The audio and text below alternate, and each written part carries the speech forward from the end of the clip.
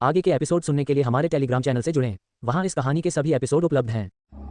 तो जयगढ़ नगर वापस उसकी यात्रा बहुत तेज हो जाती। हालांकि शालिनी अकेली नहीं लौट रही थी, उसे महाराज संग्राम सिंह और अन्य लोग साथ ले जा रहे थे, इसलिए टेलीपोर्टेशन व्यू का इस्तेमाल नहीं किया जा सका। आखिरकार विराट नहीं चाहता था कि तलवार संप्रदाय के बाहर के लोगों को टेलीपोर्टेशन व्यू के बारे में इतनी जल्दी पता चले।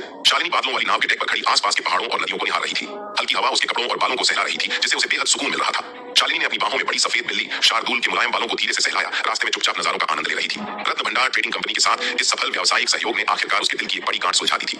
प्राचीन खंडहरों के पास शालिनी मंडप की दुकानों की वर्तमान आय को देखते हुए यह पूरे तलवार संप्रदाय के भरण पोषण के लिए पर्याप्त से भी अधिक है। अगर शालिनी मंडप का व्यवसाय पवनगढ़ राजवंश से आगे सफलतापूर्वक फैल सकता है, तो राजस्व मंत्रालय को अब पैसों की तंगी की पिछली मुश्किल का सामना नहीं करना पड़ेगा और उसे लगातार बाहर से संसाधन ढूंढने के लिए विराट की मदद की जरूरत पड़ती रहेगी। शायद भविष्य में राजस्व मंत्रालय को न केवल विराट की मदद की जरूरत नहीं होगी, बल्कि वह विराट की मदद भी कर सकेगा, उसकी साधना के लिए संसाधन उपलब्ध करा सकेगा। यह सोचकर शालिनी के होठों पर मुस्कान आ गई। अगर वह समय सचमुच आता है, तो वह विराट के सामने सचमुच सीना तान कर खड़ी हो सकेगी, बजाय इसके कि वह पहले की तरह बाहर से कठोर और अंदर से बहुत दोषी दिखे। शार्दुल भक्षक बाघ शालिनी की बाहों में आलस से लेटा था। शालिनी के पतले हाथों के स्पर्श में आराम से अपनी आंखें सिकोड़ रहा था। शालिनी के साथ बिताए दिन अपने नेता के साथ सीमा की रक्षा करने के तनाव और उत्साह के अभाव में फिर भी आरामदायक और सुखद थे। इसके अलावा उसने अपने नेता द्वारा दिए गए अनगिनत पूज्य स्तर के कीट पशु शवों को खा लिया था, खासकर शून्य सर, जो कई मील लंबा था और उसे बचाने में उसे समय लगा। शालिनी के साथ इस आरामदायक अवधि के दौरान शार्दुल ने विराट द्वारा उसे दिए गए कीट पशुओं के शवों को, साथ ही शून्य सर्प की शक्ति को भी पूरी तरह से बचाने में समय का उपयोग किया और उसे अपनी साधना और शक्ति में परिवर्तित कर लिया।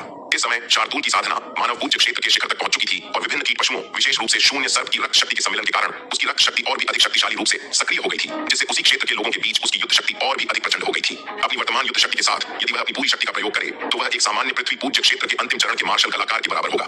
महाराज संग्राम सिंह जैसा मार्शल कलाकार, जिसने हाल ही में पृथ्वी पूज्य क्षेत्र के मध्य चरण में प्रवेश किया था, शायद उसके कुछ पंजों का भी सामना नहीं कर पाएगा। अपनी ताकत बढ़ने के बाद शार्दुल ने सोचा कि अगली बार जब उसका सामना उस मूर्ख पक्षी नीलिमा से होगा, तो वह उसे अच्छी तरह से टक्कर देगा और तब तक नहीं रुकेगा जब तक वह चिल्ला न उठे। हालांकि नीलिमा को लड़ाई के लिए उकसाने से पहले उसे अपनी शक्ति का प्रदर्शन करने के लिए एकांत जगह ढूंढनी होगी, वरना अगर उसने पिछली बार की तरह फिर से अपने मालिक की महाव्यूहों की दीवार को नष्ट कर दिया, तो उसका मालिक विराट शायद उन्हें इतनी आसानी से नहीं छोड़ेगा। जैसे ही शार्दुल उस छोटी नीली चिड़िया को पूरी तरह से खत्म करने के बारे में कल्पना कर रहा था, अचानक उसके रोएदार सफेद पंख फड़क उठे और उसने अचानक अपना सिर उठाया और सावधानी से अपने आसपास का जायजा लिया। शार्दुल, क्या हुआ? शार्दुल के असामान्य व्यवहार को देखकर शालिनी ने उत्सुकता से पूछा।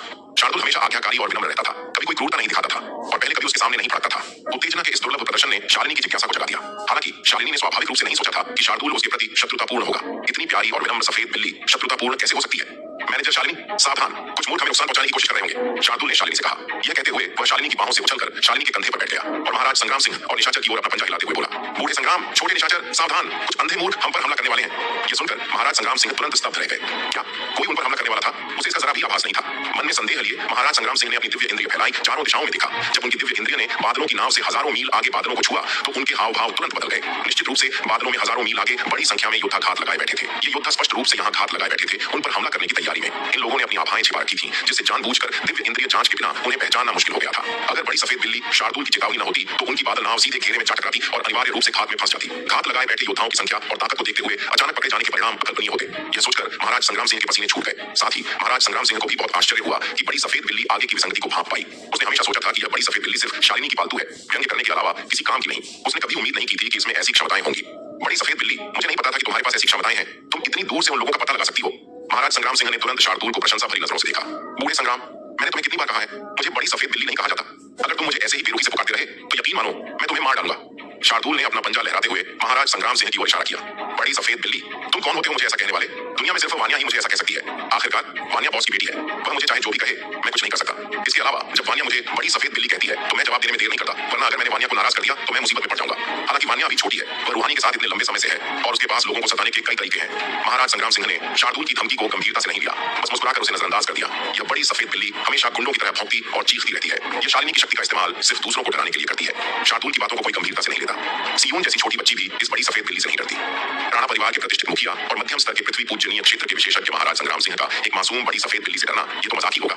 महाराज संग्राम सिंह की अपनी बातों की पूरी तरह से अवहेलना देखकर शार्दुल गुस्से से भर गया और अपने दांत और पंजे दिखाने लगा। हालांकि जाने से पहले विराट ने उसे बाहर कोई उपद्रव न करने की हिदायत दी थी। हालांकि शार्दुल गुस्से में था, लेकिन वह महाराज संग्राम सिंह का कुछ नहीं कर सका। शार्दुल ने इधर उधर देखा और आखिरकार निशाचर पर आ गया, जो अब पूरी तरह सतर्क थी। छोटे निशाचर, तुम बूढ़े संग्राम को दिखाओ कि बाघ राजा को कैसे संबोधित किया जाता है। शार्दुल ने अपना पंजा हिलाकर निशाचर की ओर इशारा किया। यह सुनते ही निशाचर का चेहरा अनायास ही तमतमा गया। उसे अंदर ही अंदर मरता हुआ सा महसूस हुआ। धिक्कार है उसे। डार्क नाइट कैंप के गुप्त रक्षकों के प्रतिष्ठित सेनापति को शार्दुल ने इतना अप्रिय उपनाम दिया था, जिसने उसके अधीनस्थों के सामने उसके अधिकार को पूरी तरह से खत्म कर दिया था। निशाचर एक कठोर और बिना मुस्कुराए व्यक्ति थे जो अपने अधीनस्थों के सामने हमेशा बेहद गंभीर रहते थे। अपने गुप्त रक्षकों के लिए उनके अविश्वसनीय रूप से कठोर प्रशिक्षण तरीके, अपनी साधना पर उनकी लगभग आत्मयातनापूर्ण मांगे और अभियानों के दौरान उनके निर्मम कार्यों ने उन्हें तलवार संप्रदाय में ठंडे चेहरे वाले यम की उपाधि दिलाई। तलवार संप्रदाय में बहुत कम लोग इस दुर्गम ठंडे चेहरे वाले यम से निपटना चाहते थे। निशाचर तलवार संप्रदाय के सबसे कुलीन समूह से संबंधित थे। रक्त छाया गठबंधन के 10 प्रतिभाशाली लोगों में वह मूलतः दूसरे स्थान पर थे और विराट द्वारा वश में किए जाने के बाद उसे तलवार संप्रदाय से प्रचुर संसाधन प्राप्त हुए, जिससे उसकी साधना की गति अकल्पनीय रूप से बढ़ गई। निशाचर अब दिव्य गहन क्षेत्र में एक उच्च स्तरीय विशेषज्ञ है जो सामान्य उच्च स्तरीय दिव्य गहन क्षेत्र मार्शल कलाकारों से कहीं आगे है। यहाँ तक कि पूरे तलवार संप्रदाय में भी उससे अधिक शक्तिशाली लोग बहुत कम हैं। इसलिए तलवार संप्रदाय में बहुत कम लोग निशाचर को अपमानित कर सकते हैं। फिर भी इस निर्दयी और दुर्गम ठंडे चेहरे वाले यम को शार्दुल ने एक हास्यास्पद उपनाम दिया है, छोटे निशाचर। पहली नजर में यह किसी महल के सेवक की उपाधि जैसा लगता है। अगर कोई और निशाचर को ऐसा कहने की हिम्मत करता तो वह उसे जरूर सबक सिखाता और उसे बताता कि उसकी ठंडे चेहरे वाले यम की उपाधि अनुचित नहीं है। लेकिन बदकिस्मती से जिस व्यक्ति ने उसे यह उपनाम दिया है वह शार्दुल है, जिसे वह अपमानित नहीं कर सकता। शुरुआत में जब शार्दुल ने उसे यह नाम दिया तो निशाचर ने इसे पूरी तरह से अनदेखा कर दिया, यहाँ तक कि उस मूर्ख दिखने वाली सफेद बिल्ली की तरफ भी नहीं देखा। हालांकि उस बड़ी सफेद बिल्ली की अनदेखी करने का नतीजा एक दुखद अंत के रूप में सामने आया। शार्दुल उस पर झपटा, उसे जमीन पर पटक दिया और बेरहमी से प्रताड़ित किया। तभी निशाचर को एहसास हुआ कि यह दिखने में हानि रहित सफेद बिल्ली असल में कितनी भयानक थी। अगर शार्दुल उसे मारना चाहता तो वह उसे एक ही थप्पड़ से आसानी से चूर-चूर कर सकता था। उसे पीटने के बाद शार्दुल ने उसे चेतावनी दी कि वह किसी को न बताए, वरना वह उसे हर बार देखते ही पीटेगा। ऐसी जानलेवा स्थिति में निशाचर आज्ञा न मानने की हिम्मत कैसे कर सकता था। उसने शार्दुल के अत्याचार के आगे आज्ञाकारी रूप से समर्पण कर दिया। उस घटना के बाद से जब भी निशाचर इस बड़ी सफेद बिल्ली को देखता उसे अपना सिर झुकाकर आज्ञाकारी रूप से उसे बाघ स्वामी कहना पड़ता। शार्दुल के आदेश पर निशाचर ने अपने ठंडे चेहरे पर एक बनावटी मुस्कान लाकर शार्दुल से कहा, बाघ स्वामी, एक दुर्जय दुश्मन सामने है, हमें पहले दुश्मन से निपटना चाहिए। शार्दुल ने काले कपड़े पहने उस आदमी की ओर देखा जो पहले ही बादलों से निकलकर बादलों वाली नाव की ओर दौड़ रहा था। उसने अपना बड़ा मूर्ख सा सिर झुकाया और एक पल सोचा और आखिरकार निशाचर के लिए मुश्किलें और न बढ़ाने का फैसला किया। हालांकि वह इन काले वस्त्रधारियों को महत्वहीन समझता था, फिर भी शालिनी की सुरक्षा सर्वोपरि थी। अगर शालिनी को जरा सी भी दुर्घटना हुई तो वह गंभीर संकट में पड़ जाएगा। इसलिए सावधानी के लिए उसने पहले इन अज्ञानी प्राणियों से निपटने का फैसला किया। जहां तक निशाचर का सवाल है वह उससे बाद में निपट सकता है। महाराज संग्राम सिंह के हाव भाव अचानक बदल गए जब उसने काले वस्त्रधारियों को बादलों से निकलते देखा। इससे पहले हालांकि उसने अपनी दिव्य इंद्रिय से उनकी उपस्थिति का पता लगा लिया था, उन्होंने अपनी आभाएं छिपा ली थी, जिससे वह तुरंत उनके साधना स्तर का पता नहीं लगा सका। हालांकि अब जब ये पुरुष उनकी ओर दौड़े तो उनकी साधना आभाएं अब और नहीं छिप सकी। महाराज संग्राम सिंह को यह देखकर बहुत आश्चर्य हुआ कि काले वस्त्रधारी ये लगभग 1 दर्जन पुरुष वास्तव में पूज्य लोक के योद्धा थे, जिनमें 2 पृथ्वी पूज्य लोक के योद्धा भी शामिल थे और बाकी अंतिम चरण और शिखर मानव पूज्य लोक के योद्धा थे। पृथ्वी पूज्य लोक के 2 साधकों में से एक मध्य अवस्था में था और दूसरा प्रारंभिक अवस्था में। इतनी शक्तिशाली शक्ति एक थोड़ी कमजोर प्रथम श्रेणी की शक्ति को आसानी से नष्ट करने के लिए पर्याप्त थी। महाराज संग्राम सिंह ने कभी कल्पना भी नहीं की थी कि आगे हाथ लगाए बैठी यह शक्ति इतनी भयानक थी। जनरल निशाचर, आप मैनेजर शालिनी को लेकर पहले जाएं, मैं उन्हें रोक लूंगा। महाराज संग्राम सिंह ने यह दृश्य देखकर गंभीर भाव से निशाचर से कहा। हालांकि अपनी ताकत के साथ राणा परिवार के बुजुर्गों के साथ भी वह अपने सामने काले लिबास वालों के समूह का मुकाबला नहीं कर सकता था। अगर वह इन काले लिबास वालों को रोकने के लिए आगे बढ़ता तो शायद वह उनके हाथों मारा जाता। लेकिन यह जानते हुए भी महाराज संग्राम सिंह के पास ऐसा करने के अलावा कोई विकल्प नहीं था। चूंकि विराट की राणा परिवार के प्रति दयालुता बहुत अधिक थी, वह विराट के विश्वास को बिल्कुल भी नहीं तोड़ सकता था। भले ही वह मर जाए, वह शालिनी की रक्षा करेगा। हालांकि निशाचर ने महाराज संग्राम सिंह के आदेश का पालन नहीं किया। इसके बजाय उसने 100 पहरेदारों को बादल नाव की रक्षात्मक संरचना को सक्रिय करने की तैयारी करने का आदेश दिया। हालांकि जैसे ही निशाचर ऐसा करने ही वाला था उसे शार्दुल ने रोक दिया। शार्दुल ने अपना पंजा हिलाया और कहा, इतनी जल्दी क्या है? जब वे बादल नाव की सीमा में आए तो संरचना को सक्रिय कर दो ताकि वे भाग न सकें। बाघ राजा उन्हें फंसाने वाला है। यह सुनकर निशाचर के पास बादल नाव की रक्षात्मक संरचना को अस्थायी रूप से सक्रिय करने से रोकने के अलावा कोई विकल्प नहीं था। हालांकि शार्दुल आमतौर पर कुछ हद तक अविश्वसनीय था, लेकिन ऐसे महत्वपूर्ण मामलों का सामना करते समय वह काफी संयमित था। अगर उसे काले लिबास वाले इन आदमियों से निपटने का भरोसा नहीं होता तो वह ऐसा कभी नहीं करता, बल्कि वह शालिनी के साथ तुरंत भाग जाता। आखिरकार विराट ने जाने से पहले कहा था कि अगर शालिनी को कुछ हुआ तो शार्दुल जिम्मेदार होगा। हालांकि शार्दुल आमतौर पर घमंडी और दबंग था, फिर भी वह इस बात को लेकर बहुत चयनात्मक था कि वह किससे निपटे। विराट और शालिनी का सामना करते समय शार्दुल एक असली बिल्ली से भी ज्यादा विनम्र था। खासकर विराट के आदेशों की तो वह जरा भी अवज्ञा करने की हिम्मत नहीं करता था। इसके अलावा निशाचर ने युद्ध के मैदान में शार्दुल की क्रूरता देखी थी और उसकी भयानक ताकत को अच्छी तरह जानता था, जो दिखने में जितनी हानि रहित थी उससे कहीं ज्यादा थी। ऐसे महत्वपूर्ण क्षण में निशाचर को एक सफेद बिल्ली के बेतरतीब आदेशों को सुनते देख महाराज संग्राम सिंह तुरंत चिंतित हो गया। जनरल निशाचर, आप क्या कर रहे हैं? जल्दी से मैनेजर शालिनी को लेकर चले जाइए। महाराज संग्राम सिंह ने चिंता से निशाचर पर चिल्लाया। महाराज संग्राम सिंह का चिंतित रूप देखकर शालिनी मुस्कुराई और बोली, सीनियर संग्राम, चिंता न करें, शार्दुल की अपनी मर्यादा होती है। चूंकि वह ऐसा कर रहा है तो स्वाभाविक रूप से उसके अपने कारण होंगे। हालांकि शालिनी को शार्दुल की ताकत का सही अंदाजा नहीं था, लेकिन विराट ने अपनी रक्षा के लिए शार्दुल पर भरोसा किया था, जिससे यह साबित हो गया कि शार्दुल पूरी तरह से भरोसेमंद था। शालिनी ने हमेशा विराट पर बिना शर्त भरोसा किया था। चूंकि विराट शार्दुल पर इतना भरोसा करती थी तो उसे चिंता क्यों होनी चाहिए? शालिनी की बातें सुनकर शार्दुल बहुत खुश हुआ। उसने अपने मनमोहक सिर से उसके सुंदर चेहरे को सहलाते हुए कहा, मैनेजर शालिनी मुझे सबसे अच्छी तरह समझती है। बूढ़े संग्राम, अपने उतावलेपन के साथ तुम एक प्रतिष्ठित पृथ्वी पूज्य क्षेत्र के मार्शल कलाकार कैसे हो सकते हो? मुझे तुम पर सचमुच शर्म आती है। यह देखकर महाराज संग्राम सिंह पूरी तरह से निराश और अवाक रह गया। ये लोग किस तरह के संकी थे? वे वास्तव में एक बिल्ली की बकवास पर विश्वास कर रहे थे। मैनेजर शालिनी जैसी उल्लेखनीय महिला इतनी मूर्ख कैसे हो सकती है? एक पालतू बिल्ली द्वारा इतनी आसानी से धोखा कैसे खा सकती है? काले कपड़े वाले लोग लगभग बादल वाली नाव पर चढ़ चुके थे, जबकि निशाचर और शालिनी निश्चल खड़े रहे। अगर वे बचना भी चाहते तो बहुत देर हो चुकी थी। महाराज संग्राम सिंह को निराशा की लहर महसूस हुई। यंग मास्टर विराट, ऐसा नहीं है कि मैंने अपनी पूरी कोशिश नहीं की, लेकिन मैनेजर शालिनी और बाकी लोग कितने मूर्ख हैं, बिल्ली की बात मान रहे हैं। मैं यंग मास्टर विराट की इस महान कृपा का बदला अपनी जान देकर ही चुका सकता हूँ। महाराज संग्राम सिंह ने काले कपड़े वाले लोगों को पास आते देखा। उसकी आंखों में दृढ़ निश्चय था। भले ही उसकी मौत तय थी, वह अपने साथ ज्यादा से ज्यादा दुश्मनों को नीचे घसीटना चाहता था। उसे बस यही उम्मीद थी कि उसे मौत से लड़ते देखकर निशाचर और शालिनी को अपनी गलती का एहसास होगा और वे समय रहते बच निकलेंगे। बच पाएंगे या नहीं, यह तो किस्मत पर निर्भर था। हजारों मील की दूरी बहुत लंबी लग रही थी, लेकिन एक पूज्य क्षेत्र के मार्शल कलाकार के लिए ये बस एक पल की बात थी। जब वे बोल रहे थे, तब तक काले कपड़े वाले लोग बादल वाली नाव के पास पहुंच चुके थे और सीधे उस पर टूट पड़े। शार्दुल शांत और संयमित भाव से काले वस्त्र पहने आदमियों को अपनी ओर दौड़ते हुए देख रहा था। वह शालिनी के कंधे पर बैठा था, किसी इंसान की नकल करते हुए अपने दोनों अगले पंजे छाती पर रखे, हर चीज को तिरस्कार भरे भाव से देख रहा था और ठंडे भाव से काले वस्त्र पहने आदमियों को बादलों वाली नाव में दौड़ते हुए देख रहा था। रघुवीर चौधरी महाराज संग्राम सिंह और शालिनी को घूर रहा था। उसकी आंखें क्रूरता और पागलपन से भरी हुई थीं। उसने बहुत देर तक इंतजार किया था। बदला लेने का यह मौका आखिरकार आ ही गया था। जब से उसके बेटे विशाल चौधरी को धवलपुर गांव के पुष्पवाटिका जल महल में विराट ने मार डाला था, तब से वह बदला लेने के मौके की तलाश में था। हालांकि चूंकि महाराज संग्राम सिंह और राणा परिवार ने लगातार विराट की रक्षा की थी, इसलिए जयगढ़ नगर में राणा परिवार पर हमले की कीमत बहुत ज्यादा होगी। अगर वे अंततः मरते दम तक लड़ते भी, तो भी वे विराट को नहीं मार पाते। इसके अलावा पुष्पवाटिका जल महल के भीतर प्रतिबंधों के कारण वह गंभीर रूप से घायल हो गया था, जिससे वह अस्थायी रूप से 3 महान परिवारों राणा, चौहान और सिंह की नाक के नीचे विराट को मारने में असमर्थ हो गया था और विराट को चौहान परिवार की बादल नाव पर सवार होकर पवनगढ़ शाही शहर की यात्रा करते हुए असहाय होकर देख सकता था। लेकिन पवनगढ़ अकादमी के मूल्यांकन में भाग लेने के लिए विराट के जयगढ़ नगर से चले जाने का मतलब यह नहीं था कि रघुवीर चौधरी ने अपनी नाराजगी छोड़ दी थी। वह लगातार विराट को मारने की योजना बना रहा था। हालांकि जब से विराट पवनगढ़ अकादमी का शिष्य बना, वह वहीं रहा, जिससे रघुवीर चौधरी को उससे निपटने का कोई मौका नहीं मिला। हाल ही में जब 5वें राजकुमार ने विराट की जांच के लिए जयगढ़ नगर में लोगों को भेजा, तब रघुवीर चौधरी को आखिरकार अपना मौका मिला। जयगढ़ नगर के 4 महान परिवारों में से एक होने के नाते चौधरी परिवार का स्वाभाविक रूप से काफी नियंत्रण था। हालांकि विराट और अध्यक्ष विनोद का सहयोग अपेक्षाकृत गुप्त था, लेकिन शालिनी मंडप के कर्मचारियों की विशाल संख्या और रत्न भंडार ट्रेडिंग कंपनी के साथ उसके लेन देन के कारण इस खबर को पूरी तरह दबाना असंभव था।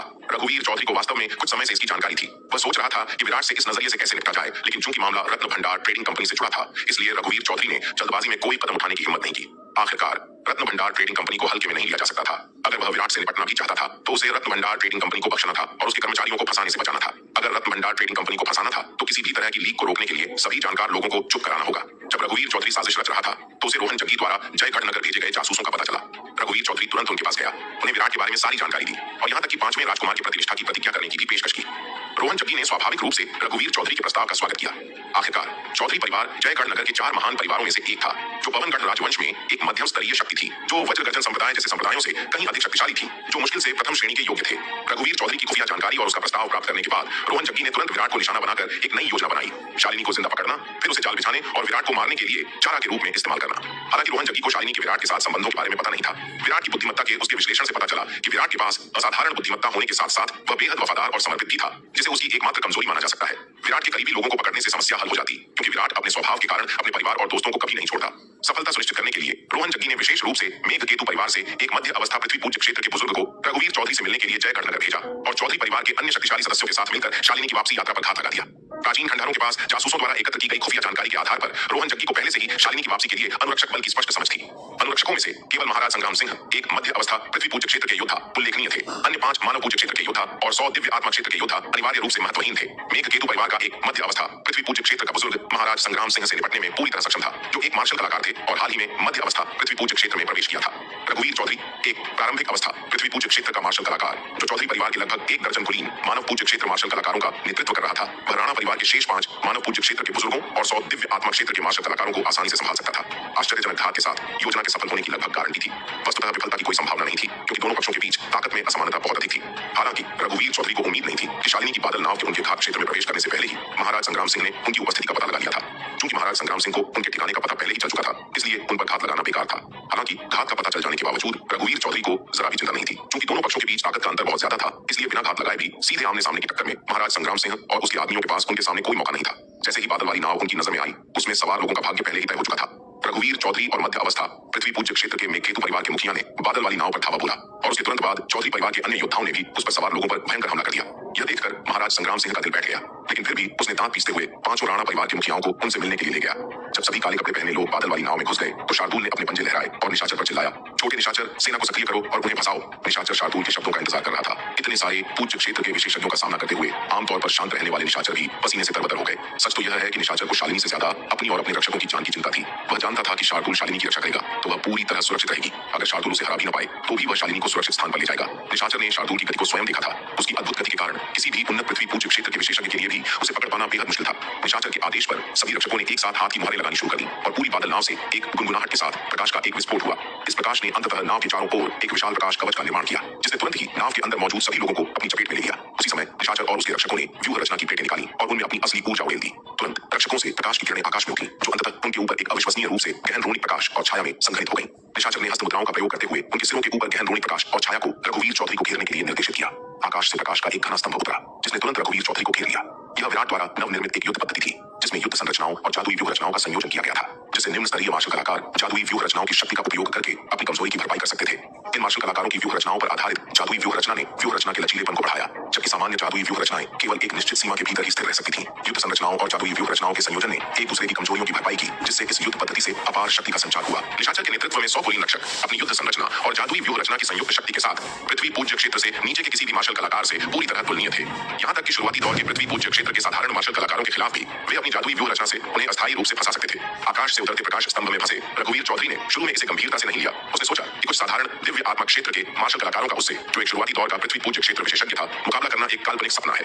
रघुवीर चौधरी ने अपना हाथ उठाया और अपनी हथेली प्रकाश स्तंभ की झिल्ली पर पटक दी। हालांकि उसकी हथेली के प्रहार से उसे फंसाने वाला प्रकाश का पूरा पिंजरा थोड़ा हिल गया और उतनी आसानी से नहीं टूटा जितनी उसने उम्मीद की थी। रघुवीर चौधरी ने प्रकाश के पिंजरे के इतने मजबूत होने की उम्मीद नहीं की थी और उसके हाव भाव थोड़े बदल गए।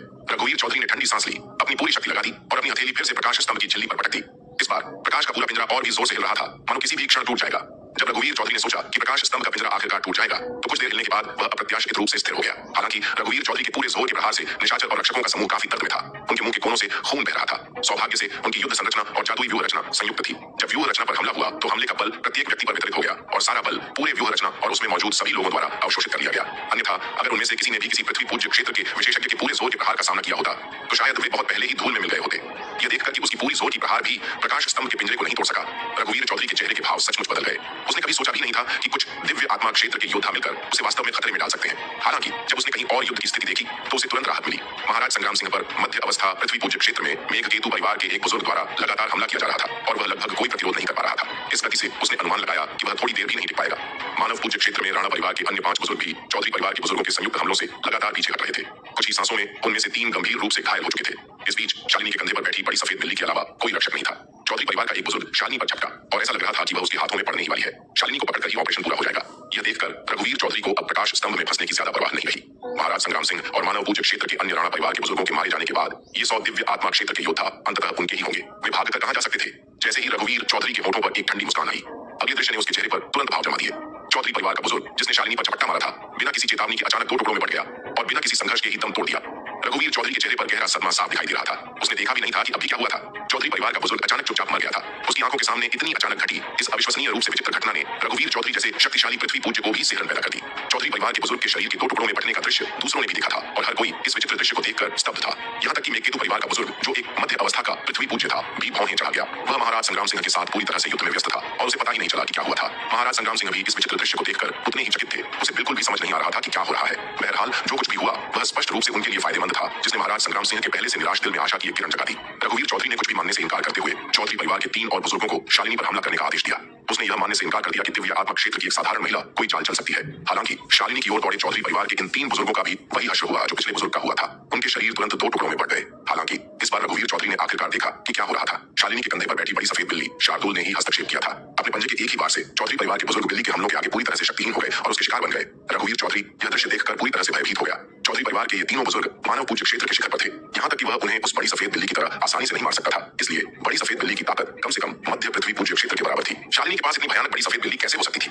इतना भयानक प्राणी और रोहन जग्गी ने अपनी दी गई जानकारी में इसका जिक्र तक नहीं किया था। धिक्कार है, इस बार हमारे साथ धोखा हुआ है। इस समय रघुवीर चौधरी अब अपना मूल संयम नहीं रख पाया और उस प्रकाश स्तंभ पिंजरे पर ताबड़तोड़ हमला करने लगा जिसने उसे फंसा रखा था। अगर वह इस प्रकाश स्तंभ पिंजरे में फंसा रहा और बड़ी सफेद बिल्ली ने उस पर हमला किया तो अंततः उसकी मृत्यु निश्चित थी। चौधरी परिवार के अन्य बुजुर्ग भी इस दृश्य से भयभीत थे। तुरंत किसी ने भी शालिनी पर निशाना साधने की हिम्मत नहीं की। इसके बजाय वे सभी बादल नाव से भागने की कोशिश करने लगे। हालांकि बादल नाव ने पहले ही अपनी रक्षात्मक पंक्ति सक्रिय कर दी थी और पूरे जहाज को अपनी सुरक्षा अवरोध में घेर लिया था। बचने के लिए उन्हें इस अवरोध को तोड़ना ही था। तुरंत नकाबपोश काले वस्त्र पहने चौधरी परिवार के बुजुर्गों ने बादल नाव के रक्षात्मक कवच पर एक उन्मत्त हमला बोल दिया। वे उस विशाल सफेद बिल्ली से सचमुच भयभीत थे और इस घातक बादल नाव में एक पल भी रुकना नहीं चाहते थे। यह देखकर शार्दुल ने तुरंत अपना भेष त्याग दिया। हालांकि बादल नाव का रक्षात्मक कवच काफी मजबूत था, फिर भी वह इतने सारे पूज्य लोग के योद्धाओं के एक साथ हमलों का सामना नहीं कर सका।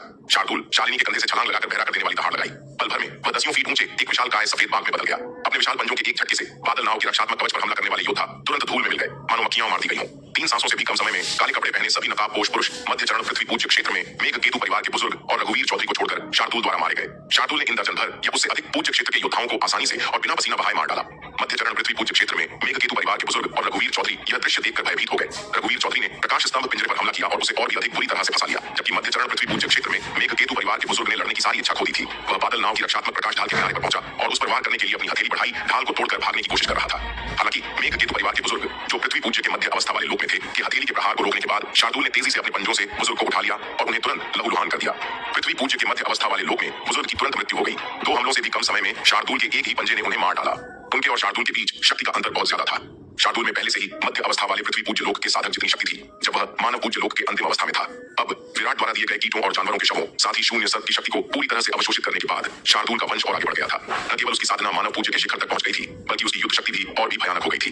अपनी वर्तमान शक्ति के साथ एक कमजोर अंतिम चरण का पृथ्वी पूज्य क्षेत्र का योद्धा भी उसका मुकाबला नहीं कर सकता था। इस मेघकेतु परिवार के बुजुर्ग की तो बात ही छोड़ दीजिए, जो अभी मध्य चरण के पृथ्वी पूज्य क्षेत्र में था।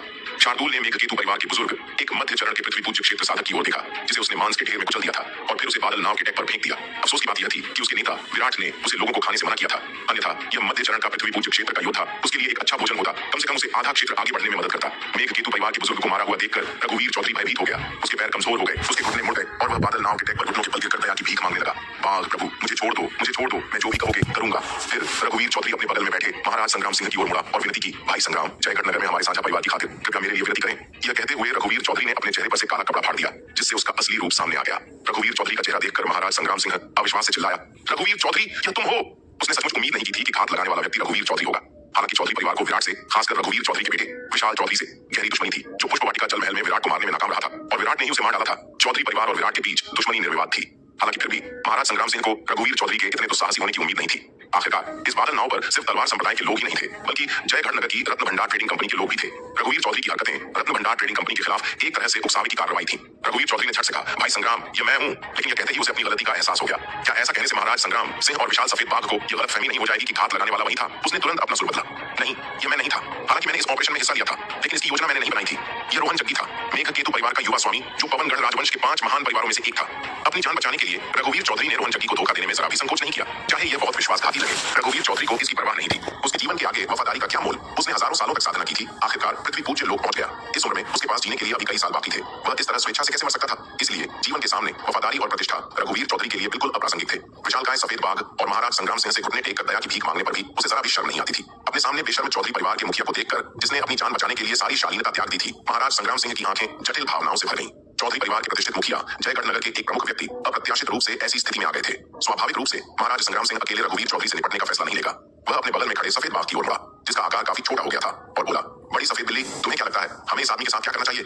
अपने सामने सफेद बाघ को देखकर महाराज संग्राम सिंह के मन में भावनाओं का एक अवर्णनीय मिश्रण उमड़ पड़ा। उसे यकीन ही नहीं हो रहा था कि हमेशा बेफिक्र और प्यारी सफेद बिल्ली कितने खूंखार बाघ में बदल गई है। यह कहावत सच साबित हुई, अगर बाघ दहाड़ता नहीं है तो तुम उसे बीमार बिल्ली समझोगे। अब भी महाराज संग्राम सिंह ने इस सच्चाई को पूरी तरह स्वीकार नहीं किया था। उसे हमेशा प्यारी सफेद बिल्ली और अभी अभी देखे गए राजसी और खूंखार सफेद बाघ के बीच सामंजस्य बिठाना मुश्किल लग रहा था। महाराज संग्राम सिंह की बातें सुनते ही शार्दुल ने तुरंत अपना विशाल पंजा बढ़ाया और महाराज संग्राम सिंह के कंधे पर रख दिया। उसने अपना सिर झुकाया और महाराज संग्राम सिंह की ओर देखते हुए कहा, बूढ़े संग्राम, मैं तुम्हें आखिरी बार बता रहा हूँ, अगर मैंने फिर कभी तुम्हारे मुंह से बड़ी सफेद बिल्ली शब्द सुना तो मुझे पहले से चेतावनी न देने के लिए दोष मत देना। अब से मुझे बाघ कहना याद रखना, समझे? ये कहते हुए शार्दुल ने अपने विशाल पंजे से महाराज संग्राम सिंह के कंधे पर जोर से थपथपाया। दोस्तों, आपको यह एपिसोड कैसा लगा हमें कमेंट करके जरूर बताएं और इस वीडियो को लाइक और शेयर करना ना भूलें। चलिए मिलते हैं एक नए एपिसोड के साथ।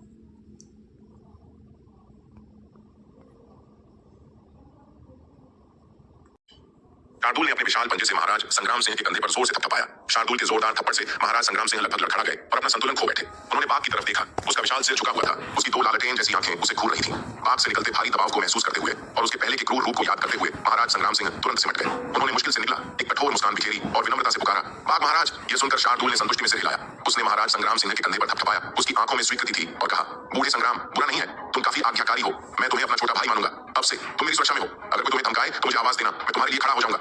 ये सुनकर महाराज संग्राम सिंह को लगा जैसे वह फूट फूट कर रो पड़ेंगे। धिक्कार है, ये कैसी स्थिति थी? एक बड़ी सफेद बिल्ली का छोटा भाई होना। अगर बात फैल गई तो क्या महाराज संग्राम सिंह की कोई इज्जत बचेगी? सबसे अहम बात, ये बड़ी सफेद बिल्ली विराट का अधीनस्थ थी और उसका अपना पिता आदित्य राणा भी। अब वह इस बड़ी सफेद बिल्ली का अधीनस्थ बन रहा था, जिसका मतलब था कि वह अपने बेटे से एक स्तर नीचे होगा। हालांकि शार्दुल की घिनौनी धमकी के आगे महाराज संग्राम सिंह न चाहते हुए भी इसे जाहिर करने की हिम्मत नहीं कर पाए। शार्दुल ऐसा लग रहा था मानो अगर उसने न कहने की हिम्मत की तो वह उसे सबक सिखाने को तैयार है। और सबसे अहम बात, यह शापित सफेद बिल्ली बेहद उद्दंड और बेतुकी थी। अंत में महाराज संग्राम सिंह के पास जिद करके स्थिति स्वीकार करने के अलावा कोई चारा नहीं था। अगर उसने विरोध किया और इतने सारे लोगों के सामने उसकी पिटाई हुई तो क्या उसकी इज्जत और भी कम नहीं हो जाएगी? दरअसल शार्दुल अपनी जबरदस्त शक्ति का इस्तेमाल महाराज संग्राम सिंह को डराने के लिए कर रहा था। अगर महाराज संग्राम सिंह उसका अधीनस्थ बनने से इनकार भी कर देता तो भी वह कुछ नहीं कर सकता था। अगर उसने महाराज संग्राम सिंह पर हमला करने की हिम्मत की और विराट को पता चल गया तो उसे निश्चित रूप से इसके परिणाम भुगतने होंगे। शार्दुल सिर्फ एक छोटे भाई को अपने साथ रखने के लिए विराट से सजा पाने का जोखिम नहीं उठाएगा। यह उसके लिए लाभ से ज्यादा नुकसान होगा। बाघ स्वामी, मुझे इस आदमी के साथ क्या करना चाहिए? इस समय निशाचर ने शार्दुल से भी पूछा। जब तक शार्दुल रघुवीर चौधरी से निपट नहीं लेता तब तक उसने दल हटाने की हिम्मत नहीं की। अगर रघुवीर चौधरी इस वजह से बच निकला तो उसे जरूर मार पड़ेगी। अभी अभी प्रकाश किरण पिंजरे पर रघुवीर चौधरी ने हिंसक हमला किया था। निशाचर और गुप्त रक्षकों का एक समूह गंभीर रूप से घायल हो गया था। इस समय दल को बनाए रखना बहुत मुश्किल था, लेकिन शार्दुल अभी भी महाराज संग्राम सिंह के साथ एक शीर्षक के मुद्दे पर उलझा हुआ था। अगर वह शार्दुल को हरा सकता तो वह सचमुच उस राक्षस के सिर पर तमाचा मारकर उसे कड़ा सबक सिखाना चाहता था। बस उसने तुरंत अपना सुर बदला। नहीं, यह मैं नहीं था। हालांकि मैंने इस ऑपरेशन में हिस्सा लिया था, लेकिन इसकी योजना मैंने नहीं बनाई थी। यह रोहन जग्गी था, मेघकेतु परिवार का युवा स्वामी, जो पवनगढ़ राजवंश के 5 महान परिवारों में से एक था। अपनी जान बचाने के लिए रघुवीर चौधरी ने रोहन जग्गी को धोखा देने में जरा भी संकोच नहीं किया, चाहे यह बहुत विश्वासघाती लगे। रघुवीर चौधरी को इसकी परवाह नहीं थी। उसके जीवन के आगे वफादारी का क्या मोल? उसने हजारों सालों तक साधना की थी, आखिरकार पृथ्वी पूज्य लोक पहुंच गया। इस उम्र में उसके पास जीने के लिए अभी कई साल बाकी थे। वह इस तरह स्वेच्छा से कैसे मर सकता था? इसलिए जीवन के सामने वफादारी और प्रतिष्ठा रघुवीर चौधरी के लिए बिल्कुल अप्रासंगिक थे। विशालकाय सफेद बाघ और महाराज संग्राम सिंह से घुटने टेक कर दया की भीख मांगने पर भी उसे जरा भी शर्म नहीं आती थी। अपने सामने बेशर्म चौधरी परिवार के मुखिया को देखकर, जिसने अपनी जान बचाने के लिए सारी शालीनता त्याग दी थी, महाराज संग्राम सिंह की आंखें जटिल भावनाओं से भर गईं। चौधरी परिवार के प्रतिष्ठित मुखिया जयगढ़ नगर के एक प्रमुख व्यक्ति अप्रत्याशित रूप से ऐसी स्थिति में आ गए थे। स्वाभाविक रूप से महाराज संग्राम सिंह अकेले रघुवीर चौधरी से निपटने का फैसला नहीं लेगा। वह अपने बगल में खड़े सफेद बाघ की ओर मुड़ा, जिसका आकार काफी छोटा हो गया था, और बोला, बड़ी सफेद बिल्ली, तुम्हें क्या लगता है हमें इस आदमी के साथ क्या करना चाहिए? अपने सामने सफेद बाघ को देखकर महाराज संग्राम सिंह के मन में भावनाओं का एक अवर्णनीय मिश्रण उमड़ पड़ा। उसे यकीन ही नहीं हो रहा था कि हमेशा बेफिक्र और प्यारी सफेद बिल्ली कितने खूंखार बाघ में बदल गई है। यह कहावत सच साबित हुई, अगर बाघ दहाड़ता नहीं है तो तुम उसे बीमार बिल्ली समझोगे। अब भी महाराज संग्राम सिंह ने इस सच्चाई को पूरी तरह स्वीकार नहीं किया था। उसे हमेशा प्यारी सफेद बिल्ली और अभी अभी देखे गए राजसी और खूंखार सफेद बाघ के बीच सामंजस्य बिठाना मुश्किल लग रहा था। महाराज संग्राम सिंह की बातें सुनते ही शार्दुल ने तुरंत अपना विशाल पंजा बढ़ाया और महाराज संग्राम सिंह के कंधे पर रख दिया। उसने अपना सिर झुकाया और महाराज संग्राम सिंह की ओर देखते हुए कहा, बूढ़े संग्राम, मैं तुम्हें आखिरी बार बता रहा हूँ, अगर मैंने फिर कभी तुम्हारे मुंह से बड़ी सफेद बिल्ली शब्द सुना तो मुझे पहले से चेतावनी न देने के लिए दोष मत देना। अब से मुझे बात कहना याद रखना, समझे? यह कहते हुए शार्दुल ने अपने विशाल पंजे से महाराज संग्राम सिंह के कंधे पर जोर से थपथपाया। निशाचर का संदेश पाकर विराट, जो 9 धाराओं वाले महाद्वीप के गुप्त क्षेत्र में था, को भी इस मामले का पता चला। दानव कबीले की खनन टीम द्वारा निकाले गए शून्य पत्थरों को इकट्ठा करने के बाद विराट तुरंत पवनगढ़ अकादमी नहीं लौटा, बल्कि अमातेरा द्वीप पर अग्निसार रत्न एकत्र किए। अब 5वें राजकुमार के विशाल खतरे का सामना करते हुए उसे तलवार संप्रदाय के लिए कुछ शक्तिशाली हथियार तैयार करने की आवश्यकता थी। अग्निसार रत्न से परिष्कृत अग्नि प्रस्फुटन तावीज एक उत्कृष्ट ध्रुव का इक्का था। निम्न श्रेणी के अग्निसार रत्न से परिष्कृत अग्नि प्रस्फुटन तावीज एक साधारण अंतिम चरण पूज्य क्षेत्र के मार्शल कलाकार के पूर्ण बल हमले के बराबर था, जबकि मध्य श्रेणी के अग्निसार रत्न से परिष्कृत अग्नि प्रस्फुटन तावीज एक आधे चरण पृथ्वी पूज्य क्षेत्र के विशेषज्ञ के पूर्ण बल हमले के बराबर था। दिव्य गहन क्षेत्र में प्रवेश करने के बाद विराट, अगर इन दूसरे संस्करण के अग्नि प्रस्फुटन तावीजों को एक व्यूह में व्यवस्थित किया जाए तो इनमें से दर्जनों की संयुक्त शक्ति एक शक्तिशाली पृथ्वी पूज्य क्षेत्र के विशेषज्ञ को भी मार सकती है। अगर तलवार संप्रदाय के पास तुरुप के पत्ते के रूप में बड़ी संख्या में अग्नि प्रस्फुटन तावीज होते तो वे 5वें राजकुमार के खतरे से निपटने में ज्यादा सुरक्षित होते, कम से कम उतने निष्क्रिय तो नहीं जितने अब हैं। अग्निसार रत्न इकट्ठा करते समय शालिनी पर हमले के बारे में जानकर विराट के चेहरे पर उदासी छा गई। शालिनी पर हमला करना विराट के सिद्धांतों का सच्चा उल्लंघन था। रोहन जग्गी के प्रति विराट की बची खुची सद्भावना भी पूरी तरह से खत्म हो गई। उस दिन के बाद से वह 5वें राजकुमार पवनफेयू और मेघकेतु परिवार सचमुच जीवन मरण के संघर्ष में फंस गए। पवनफेयू और रोहन जग्गी द्वारा शालिनी पर हमला करने से पहले विराट ने उनके खिलाफ की गई कार्रवाई को ज्यादा गंभीरता से नहीं लिया था। आपसी लाभ के लिए इस तरह के तीव्र संघर्ष सामान्य थे। हालांकि एक बार जब पवनफेयू और रोहन जग्गी ने सचमुच अपने करीबी लोगों को निशाना बनाना शुरू कर दिया तो यह कोई सामान्य संघर्ष नहीं रहा। विराट अपने आसपास के सभी लोगों से बेहद प्यार करता था। वह अपने प्रियजनों को जरा सी भी हानि या खतरा नहीं होने देता था। अगर कोई खतरा उसके परिवार या दोस्तों के लिए खतरा बनता तो विराट उसे खत्म करने के लिए अपनी पूरी ताकत लगा देता। शालिनी के हमले से पहले विराट ने हमेशा पवनफेयू के हमलों के खिलाफ रक्षात्मक रुख अपनाया था, ताकि इतने शक्तिशाली दुश्मन के सामने संघर्ष को उस हद तक न बढ़ा सके जहां से वापसी संभव न हो, बल्कि वह उसे पीछे हटने पर मजबूर कर सके। हालांकि इस क्षण के बाद भले ही पवनफेयू पीछे हट जाए, विराट उसे आसानी से नहीं छोड़ेगा। विराट के मन में अपने करीबी दोस्तों और परिवार पर हमला करना अक्षम्य था। विराट ने अमातेरा द्वीप पर अग्निसार रत्न इकट्ठा करना बंद कर दिया और तुरंत अंतरायामी टेलीपोर्टेशन व्यूह के जरिए दक्षिणी महाद्वीप लौट आया और डार्क नाइट कैंप के अभिजात वर्ग को व्यक्तिगत रूप से जयगढ़ नगर ले गया, ताकि घटना से जुड़ी हर चीज की जांच कर सके। विराट का इरादा इसमें शामिल सभी लोगों को दंडित करने का था। इस घटना से पहले विराट ने डार्क नाइट कैंप द्वारा पवनगढ़ राजवंश के खुफिया नेटवर्क में घुसपैठ करने की एक क्रमिक योजना बनाई थी। हालांकि शालिनी के हमले के बाद उसे लगा कि उसे इस प्रक्रिया को तुरंत तेज करना होगा। विराट के अभूतपूर्व और गंभीर आगमन को देखकर तरुण ने स्थिति की गंभीरता को समझा। उसने तुरंत डार्क नाइट कैंप की सबसे विशिष्ट सेनाओं को संगठित किया। सुधीर को डार्क नाइट कैंप मुख्यालय की देखरेख का जिम्मा सौंपने के अलावा डार्क नाइट कैंप के सभी सर्वोच्च अधिकारी रोहन, लक्ष्मण, भानुप्रकाश और जयदीप को व्यक्तिगत रूप से तरुण के नेतृत्व में विराट के साथ जयगढ़ नगर भेजा गया। डार्क नाइट कैंप की विशिष्ट सेनाओं की पूरी ताकत से जुट जाने के साथ जांच बेहद तेजी से आगे बढ़ी। सिर्फ 3 दिनों में डार्क नाइट कैंप ने शालिनी के हमले में शामिल सभी लोगों की पहचान कर ली थी। यहाँ तक कि रोहन जग्गी द्वारा जयगढ़ नगर भेजे गए जासूसों की भी डार्क नाइट कैंप ने पहचान कर उन्हें मार गिराया। विराट ने पूरी कहानी को स्पष्ट करने के लिए डार्क नाइट कैंप का नेतृत्व किया, जबकि शालिनी और उसके समूह की बादल नाव पहले ही जयगढ़ नगर लौट आई थी। शार्दुल, तुमने शालिनी को चोट तो नहीं पहुंचाई? विराट ने शार्दुल की ओर देखते हुए पूछा। ये सुनते ही शार्दुल तुरंत दौड़कर आया, अपना मनमोहक सिर विराट की जांघ पर रगड़ा और चापलूसी भरे भाव से बोला, ऐसा कैसे हो सकता है? मेरे शार्दुल के होते हुए हम मैनेजर शालिनी का एक बाल भी बांका कैसे होने दे सकते हैं? शालिनी भी तभी आगे बढ़ी, मुस्कुराते हुए बोली, चिंता मत करो, मैं ठीक हूँ। रघुवीर चौधरी के हमले से शालिनी को जरा भी डर नहीं लगा। विराट द्वारा तैनात पहरेदारों की सुरक्षा में उसे बिल्कुल भी चिंता करने की जरूरत नहीं थी, क्योंकि उसे विराट पर पूरा भरोसा था और उसे विश्वास था कि वह सब कुछ संभाल सकता है। तरुण और डार्क नाइट कैंप के अन्य जनरलों को विराट का पीछा करते देखकर शालिनी समझ गई कि विराट को बहुत से काम निपटाने हैं और मौजूदा हालात में उसे दोस्ताना बातचीत करना ठीक नहीं होगा। इसलिए उसने विराट से कहा, अगर और कुछ नहीं है तो मैं अध्यक्ष विनोद के साथ सामान निपटाकर वानशी शहर लौट जाऊंगी। विराट ने सिर हिलाया और कहा, ठीक है, तो अपना काम जारी रखो। शार्दुल, तुम शालिनी के साथ रहो और उसकी सुरक्षा करो। हालांकि पिछले 3 दिनों में विराट और उसके डार्क नाइट कैंप ने रोहन जग्गी द्वारा जयगढ़ नगर में रखे गए सभी जासूसों का सफाया कर दिया था, लेकिन कोई भी निश्चित नहीं था कि कोई बच निकला है या नहीं। शालिनी पर हमले के बाद विराट उसकी सुरक्षा को लेकर और भी चिंतित हो गया। जब तक शालिनी वांशी शहर वापस नहीं आ जाती तब तक उसने अपनी सतर्कता में कोई डील नहीं दी। हाँ बॉस, मैं मैनेजर शालिनी की सुरक्षा का ध्यान रखूंगा, चिंता मत करो बॉस, मैं गारंटी देता हूं कि मैं मैनेजर शालिनी को सही सलामत आपके पास लौटा दूंगा, उसका एक भी बाल नहीं झड़ेगा। शार्दुल ने अपने पंजों से उसकी छाती पर जोर से प्रहार किया, एक गड़गड़ाहट भरी आवाज निकाली और विराट को गंभीरता से आश्वासन दिया। उसका वर्तमान मनमोहक रूप और हरकतें उसे अविश्वसनीय रूप से प्यारा, यहाँ तक कि थोड़ा हास्यास्पद भी बना रही थी। हालांकि शालिनी द्वारा उसके सिर पर शरारत से थपथपाने के अलावा किसी की भी जोर से हंसने की हिम्मत नहीं हुई। यहाँ तक कि डार्क नाइट कैंप के तरुण जैसे नेता या महाराज संग्राम सिंह जैसे शक्तिशाली पृथ्वी पूज्य भी नहीं। वे सभी अच्छी तरह जानते थे कि यह प्यारी सी दिखने वाली सफेद बिल्ली असल में कितनी डरावनी है। अगर उन्होंने अभी इसका मजाक उड़ाने की हिम्मत की तो उन्हें बाद में गंभीर परिणाम भुगतने होंगे, खासकर तरुण और उसके तलवार संप्रदाय के सदस्य जो इस जीव के स्वभाव को अच्छी तरह जानते थे। इसके प्यारे रूप से मूर्ख मत बनो, यह अविश्वसनीय रूप से प्रतिशोधी है और जो कोई भी इसे अपमानित करेगा उसे बाद में इसके प्रकोप का सामना करना पड़ेगा। तलवार संप्रदाय के सदस्यों को इस व्यक्ति के हाथों बहुत कष्ट सहना पड़ा था। यहाँ तक कि महा एल्डर लोकेश जैसे पूज्य क्षेत्र विशेषज्ञ को भी उसने पीटा था और आज्ञाकारी रूप से उसे बाघ स्वामी कहने पर मजबूर किया था। शालिनी के जाने के बाद विराट ने रघुवीर चौधरी से निपटना शुरू कर दिया। चूंकि निशाचर ने उसे संचार जेट के माध्यम से घटनाओं की विस्तृत जानकारी पहले ही दे दी थी, इसलिए उसके पास और कोई सवाल नहीं बचा था। रघुवीर चौधरी को जगाने के बाद उसके दया की भीख मांगने से पहले ही विराट ने उसे एक ही हथेली के वार से मार डाला। इसके बाद विराट ने रघुवीर चौधरी को एक पृथ्वी पूज्य क्षेत्र की कठपुतली में बदल दिया, जिसे साधु चैतन्य ने चौधरी परिवार की शेष सेनाओं को संगठित और नियंत्रित करने के लिए नियंत्रित किया। चौधरी परिवार ने शालिनी पर हमले के दौरान अपनी सभी विशिष्ट सेनाओं को तैनात कर दिया था और शार्दुल के हाथों 1 दर्जन से अधिक शीर्ष मानव पूज्य क्षेत्र के बुजुर्गों को खोने के बाद उनकी शक्ति बहुत कम हो गई थी। चौधरी परिवार की सेनाओं को संगठित करने में बहुत अधिक प्रतिरोध का सामना नहीं करना पड़ेगा। इसके अलावा रघुवीर चौधरी के शरीर से बनी पृथ्वी पूज्य क्षेत्र की कठपुतली, जिसे साधु चैतन्य नियंत्रित कर रहे थे, स्वयं रघुवीर चौधरी से कहीं अधिक शक्तिशाली थी। इस अपार शक्ति और रघुवीर चौधरी के शरीर के कारण चौधरी परिवार में किसी ने भी अवज्ञा करने की हिम्मत नहीं की। आखिरकार उन्होंने कल्पना भी नहीं की होगी कि असली रघुवीर चौधरी पहले ही मारा जा चुका है। चौधरी परिवार की शक्ति को मजबूत करने के लिए रघुवीर चौधरी के शरीर से बनी पृथ्वी पूज्य क्षेत्र की कठपुतली को साधु चैतन्य द्वारा नियंत्रित करने के अलावा विराट के पास एक और बहुत महत्वपूर्ण कार्य था, राणा परिवार के भीतर के गद्दार को खत्म करना। रोहन जग्गी के लिए शालिनी की रक्षात्मक व्यवस्था और यात्रा कार्यक्रम को इतनी स्पष्टता से जानना किसी अंदरूनी सूत्र के सहयोग के बिना असंभव होता।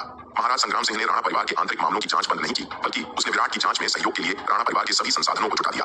डार्क नाइट कैंप की विशिष्ट सेनाओं की जांच में हर सुराग उजागर हुआ और रोहन जग्गी के जासूस को खुफिया जानकारी देने वाले राणा परिवार के गद्दारों का अंततः एक एक करके पर्दाफाश हुआ। रोहन जग्गी के जासूस के लिए मुखबिर के रूप में काम करने वाले राणा परिवार के कई गद्दार थे, कुल मिलाकर 20 या 30 लोग। उनमें से 6 या 7 पूज्य क्षेत्र के बुजुर्ग थे, जिनमें एक पूज्य क्षेत्र का बुजुर्ग भी शामिल था, जिसे महाराज संग्राम सिंह शालिनी की सुरक्षा के लिए साथ लाया था। महाराज संग्राम सिंह को सचमुच यकीन नहीं हो रहा था कि जिन 5 पूज्य क्षेत्र के बुजुर्गों पर वह इतना भरोसा करता था, उनमें से कोई उसे और राणा परिवार को धोखा दे सकता है। अगर डार्क नाइट कैंप द्वारा प्रस्तुत किए गए भारी सबूत न होते तो महाराज संग्राम सिंह ऐसी बात पर कभी विश्वास नहीं करता। अकाट्य सबूतों के सामने भले ही महाराज संग्राम सिंह इस पर विश्वास करने को तैयार न हो, वह इस अटल सच्चाई को स्वीकार ही कर सकता था। जब विराट ने राणा परिवार के इन गद्दारों का पर्दाफाश किया तो उसने खुद उनसे निपटने के बजाय उन्हें महाराज संग्राम सिंह को सौंप दिया। आखिरकार ये राणा परिवार के ही सदस्य थे। विराट संबंधित परिस्थितियों की जांच में मदद कर सकता था, लेकिन अगर वह खुद इसे संभालता तो अनिवार्य रूप से उस पर अपनी सीमा का अतिक्रमण करने का संदेह होता। इसके अलावा विराट यह देखना चाहता था कि महाराज संग्राम सिंह का इस मामले में क्या रवैया है। अगर महाराज संग्राम सिंह ने इसे अच्छी तरह से संभाला तो तलवार संप्रदाय राणा परिवार के साथ निश्चिंत होकर सहयोग जारी रख सकता था। हालांकि अगर महाराज संग्राम सिंह का रवैया स्पष्ट रहा तो राणा परिवार के साथ सहयोग पर पुनर्विचार करना होगा। इसमें जयगढ़ नगर में तलवार संप्रदाय के गढ़ को राणा परिवार से हटाकर किसी अन्य स्थान पर स्थानांतरित करना भी शामिल था। विराट तलवार संप्रदाय के अनुयायियों की सुरक्षा की जिम्मेदारी एक भ्रष्ट राणा परिवार को बिल्कुल नहीं सौंप सकता था। हालांकि महाराज संग्राम सिंह के बाद के कार्यों ने विराट को निराश नहीं किया। इस घटना में शामिल राणा परिवार के उन गद्दारों के प्रति महाराज संग्राम सिंह ने कोई दया नहीं दिखाई और उनके गंभीर अपराधों के लिए उन्हें मौके पर ही मार डाला। कम गंभीर अपराधों वाले लोगों की साधना छीन ली गई, उन्हें राणा परिवार में ही निम्न श्रेणी का काम सौंपा गया, मुख्य मंडल से निष्कासित कर दिया गया और परिधीय व्यवसायों का प्रबंधन करने के लिए बाहरी क्षेत्रों में भेज दिया गया। गद्दारों का सफाया करने के बाद महाराज संग्राम सिंह ने सक्रिय रूप से विराट के समक्ष गहन सहयोग का प्रस्ताव रखा और सुझाव दिया कि डार्क नाइट कैंप के सदस्यों को राणा परिवार के भीतर तैनात किया जाए ताकि अन्य ताकतों के जासूसों की घुसपैठ को रोका जा सके। इस घटना के बाद महाराज संग्राम सिंह विराट और तलवार संप्रदाय से बेहद प्रभावित हुआ। वह डार्क नाइट कैंप की उत्कृष्ट टोही क्षमताओं, अविश्वसनीय रूप से चुस्त खुफिया नेटवर्क, कठोर अनुशासन और निर्णायक कार्रवाइयों से दंग रह गया। राणा परिवार जयगढ़ नगर के 4 महान परिवारों में से एक और पवनगढ़ राजवंश में प्रथम श्रेणी की शक्ति होने के नाते तलवार संप्रदाय की क्षमताओं से बहुत कमतर था। हालांकि तलवार संप्रदाय वर्तमान में पवनगढ़ राजवंश में अच्छी तरह से झांक नहीं है, महाराज संग्राम सिंह ने इसकी संचालन शैली से इसके भविष्य की अपार क्षमता की झलक देखी। डार्क नाइट कैंप तलवार संप्रदाय के भीतर एक छोटी सैन्य इकाई मात्र इतनी भयानक ताकत रखता था, कोई पूरे संप्रदाय की दुर्जय नींव की कल्पना कर सकता था। इस घटना के बाद महाराज संग्राम सिंह को एहसास हुआ कि उसने पहले विराट को कम करके आंका था। विराट न केवल मार्शल आर्ट में असाधारण रूप से प्रतिभाशाली था, अगर वे तलवार संप्रदाय के साथ घनिष्ठ सहयोग कर सके तो शायद राणा परिवार उनके सहयोग से और भी ऊंचाइयों को छू सकता है। विराट ने स्वाभाविक रूप से महाराज संग्राम सिंह के सुझाव को अस्वीकार नहीं किया। इस परीक्षा के माध्यम से दोनों पक्षों के बीच आपसी विश्वास गहरा हुआ और राणा परिवार ने सचमुच विराट का विश्वास जीत लिया। डार्क नाइट कैंप की मदद और प्रबंधन से पूरा राणा परिवार एक अभेद्य किले में तब्दील हो गया। बाहरी लोगों के लिए घुसपैठ करना और राणा परिवार के सदस्यों को बहकाकर उन्हें धोखा देना लगभग असंभव था, जैसा कि पहले होता था।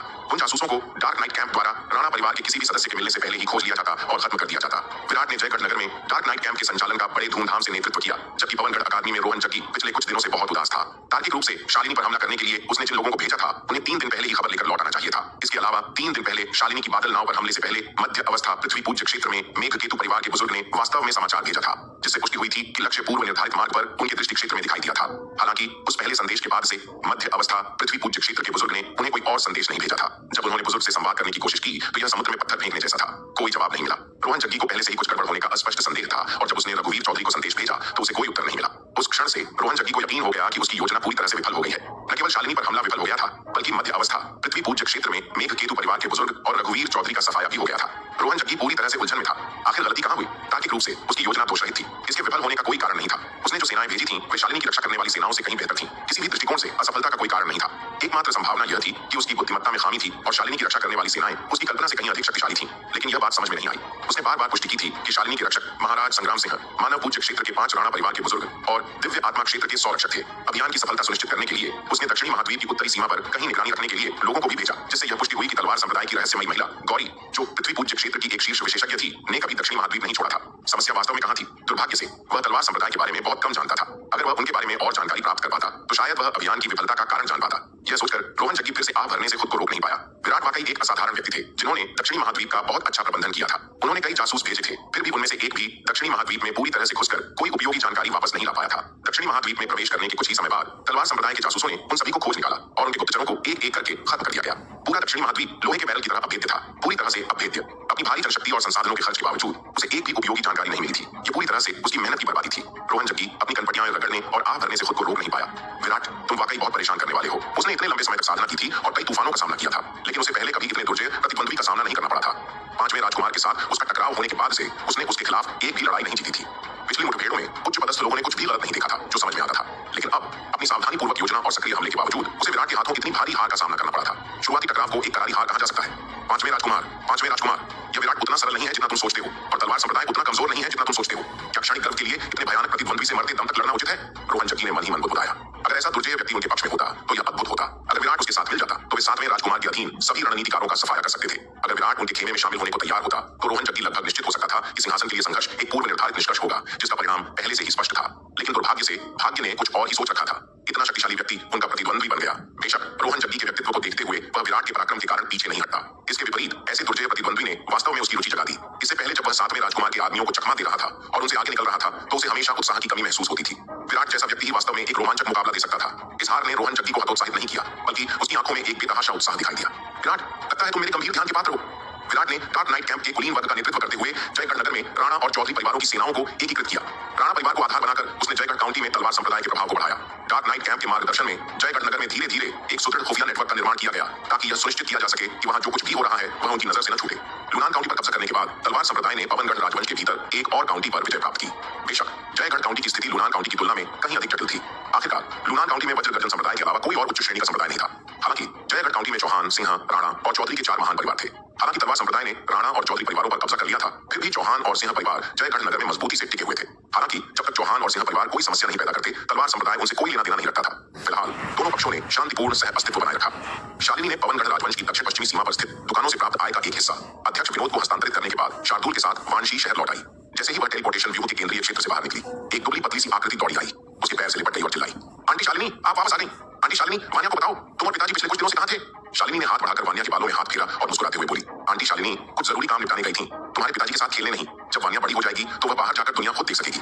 यह सुनकर वान्या ने मुंह बनाया और कहा, सब यही कहते हैं, लेकिन बड़ी होने के लिए तुम्हें कितने साल का होना जरूरी है? मैं तो 10 साल की हो गई हूँ, मैं अब बच्ची नहीं रही। शालिनी ने बेबसी से आह भरी। हर बच्चे को यह कहना अच्छा लगता है कि वह अब बच्ची नहीं रही। छोटी वान्या, तुम आजकल यहाँ इतना क्यों खेल रही हो? शालिनी ने आंखों में मुस्कान भरकर कहा, क्या तुम यहाँ से चुपके से निकलने की योजना बना रहे हो?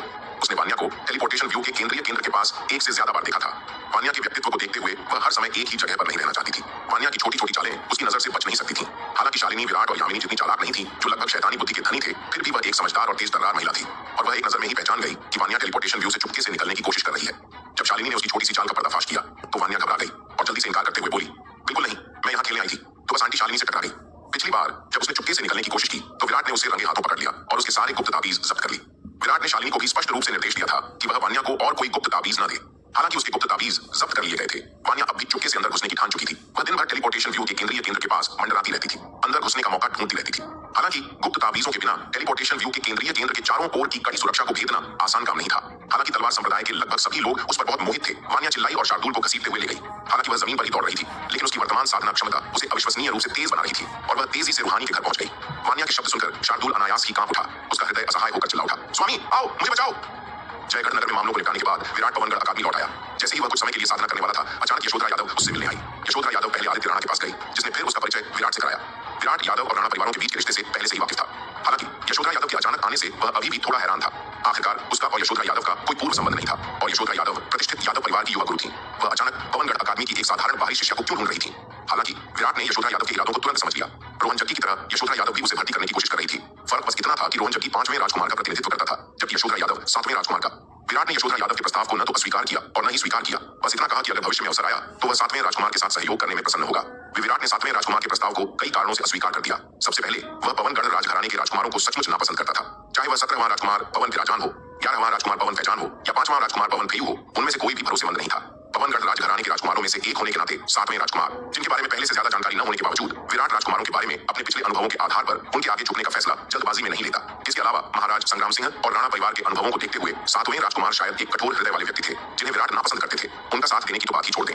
इसके अलावा हालांकि यशोधरा यादव ने बाहरी तौर पर 7वें राजकुमार की विनम्रता और प्रतिभा के प्रति सम्मान की बात की थी, उनके अभिमानी व्यवहार ने स्पष्ट रूप से संकेत दिया कि वह 7वें राजकुमार के प्रस्ताव को एक बड़ा उपकार मानती थी और महसूस करती थी कि उन्हें आभारी होना चाहिए।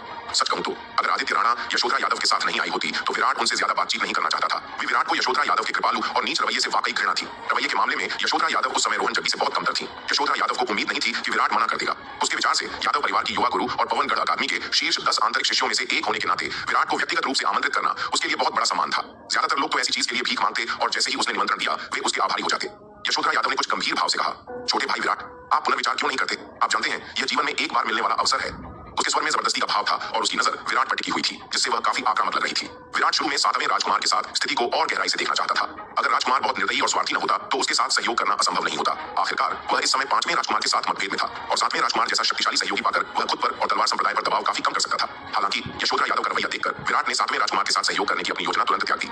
यशोधरा यादव के अहंकारी व्यवहार को देखते हुए वह बराबरी का सहयोग पाने के लिए नहीं बल्कि 7वें राजकुमार की अधीनस्थ बनने के लिए वहां थी। विराट को अंदाजा था कि अगर वह सचमुच 7वें राजकुमार का पक्ष लेगा तो उसे अनिवार्य रूप से कमतर समझा जाएगा और अगर वह 7वें राजकुमार की सेवा भी करेगा तो 7वें राजकुमार और यशोधरा यादव के साथी उसे उसका उपकार करने वाला समझेंगे।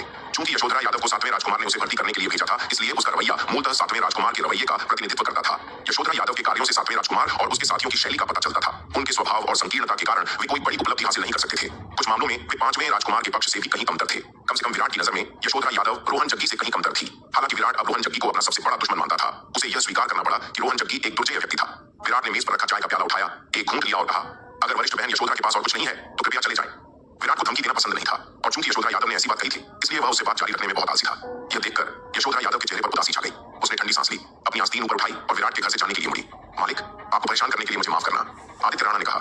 यह देखकर उसका चेहरा शर्म से भर गया। उसने उम्मीद नहीं की थी कि बात इस हद तक बढ़ जाएगी। अगर उसे पता होता कि यशोधरा यादव ऐसा व्यवहार करेगी, लेकिन टेलीपोर्टेशन व्यू के केंद्रीय केंद्र की रखवाली करने वाले सैनिक उसे सिर्फ इसी वजह से अंदर नहीं जाने देते थे। आखिरकार विराट ने पहरेदारों को स्पष्ट रूप से निर्देश दिया था कि रूहानी, अनवी और वानिया को किसी भी हालत में टेलीपोर्टेशन व्यू के केंद्रीय केंद्र में प्रवेश नहीं करने देना चाहिए। वानिया के टेलीपोर्टेशन व्यू के केंद्रीय केंद्र में घुसने की उम्मीदें विराट द्वारा पहले ही पकड़ी जा चुकी थीं, इसलिए पहले से ही बेहद कम थीं। अगर शालिनी ने विराट को आज की घटना के बारे में बताया तो वह फिर कभी केंद्रीय केंद्र में प्रवेश नहीं कर पाएगी। इसलिए वह शालिनी को अपने पिता को बताने की इजाजत बिल्कुल नहीं दे सकती थी। इसलिए वानिया ने शालिनी के पैर को गले लगाया और उसे हिलाते हुए विनती की, आंटी शालिनी, मेरा यहाँ से चुपके से निकलने का कोई इरादा नहीं था। कृपया पिताजी और माँ को मत बताना, वरना वे मुझे फिर से सजा देंगे। आंटी शालिनी भी नहीं चाहती कि मुझे सजा मिले। यह कहते हुए वानिया ने अपनी बड़ी नम आंखें झपकाईं और शालिनी को दयनीय दृष्टि से देखा। शालिनी वानिया की चालों के लिए सबसे ज्यादा असुरक्षित थी। जब भी वानिया ऐसा कोई तुक का पत्ता इस्तेमाल करती, शालिनी तुरंत नरम पड़ जाती। मूल रूप से शालिनी ने वास्तव में विराट को इस बारे में बताने की योजना बनाई थी, लेकिन वानिया की दयनीय उपस्थिति को देखकर उसका दिल पूरी तरह से नरम हो गया और वह इस प्यारी छोटी लड़की को दंडित होते हुए नहीं देख सकी। आंटी शालिनी आपसे वादा करती हैं कि वह आज की घटना के बारे में आपके पिता को नहीं बताएंगी, लेकिन आपको भी आंटी शालिनी से वादा करना होगा कि आप टेलीपोर्टेशन व्यू से चुपके से बाहर निकलने की कोशिश नहीं करेंगी। शालिनी ने वानिया की चमकीली नम आंखों में देखते हुए कहा, हाँ हाँ छोटी वानिया समझ गई। वानिया ने जल्दी से सिर हिलाया। इस समय जब वानिया ने ऊपर देखा तो उसने अचानक उस शार्दुल को देखा जिसे शालिनी ने अपनी बाहों में पकड़ा हुआ था और खुशी से बोली, बड़ी सफेद बिल्ली, मैंने आखिरकार तुम्हें फिर से देख लिया। तुम इतने लंबे समय से मेरे साथ खेलने क्यों नहीं आई? शार्दुल शालिनी की बाहों में मृत होने का नाटक कर रहा था। मन ही मन प्रार्थना कर रहा था, मुझे मत देखो, मुझे मत देखो। लेकिन स्वर्ग ने अंततः उसकी इच्छा पूरी नहीं की और वानिया ने अंततः उसकी उपस्थिति को देखा। वानिया की पुकार सुनकर शार्दुल समझ गया कि अब वह यह नाटक और नहीं कर सकता। वह बस अपना सिर उठाकर मुस्कुरा कर कह सका, छोटी वानिया, मैं इन दिनों बहुत व्यस्त रहा हूँ, समय ही नहीं निकाल पाया। दरअसल समय न निकाल पाना एक झूठ था। उसका असली इरादा वानिया से बचना था।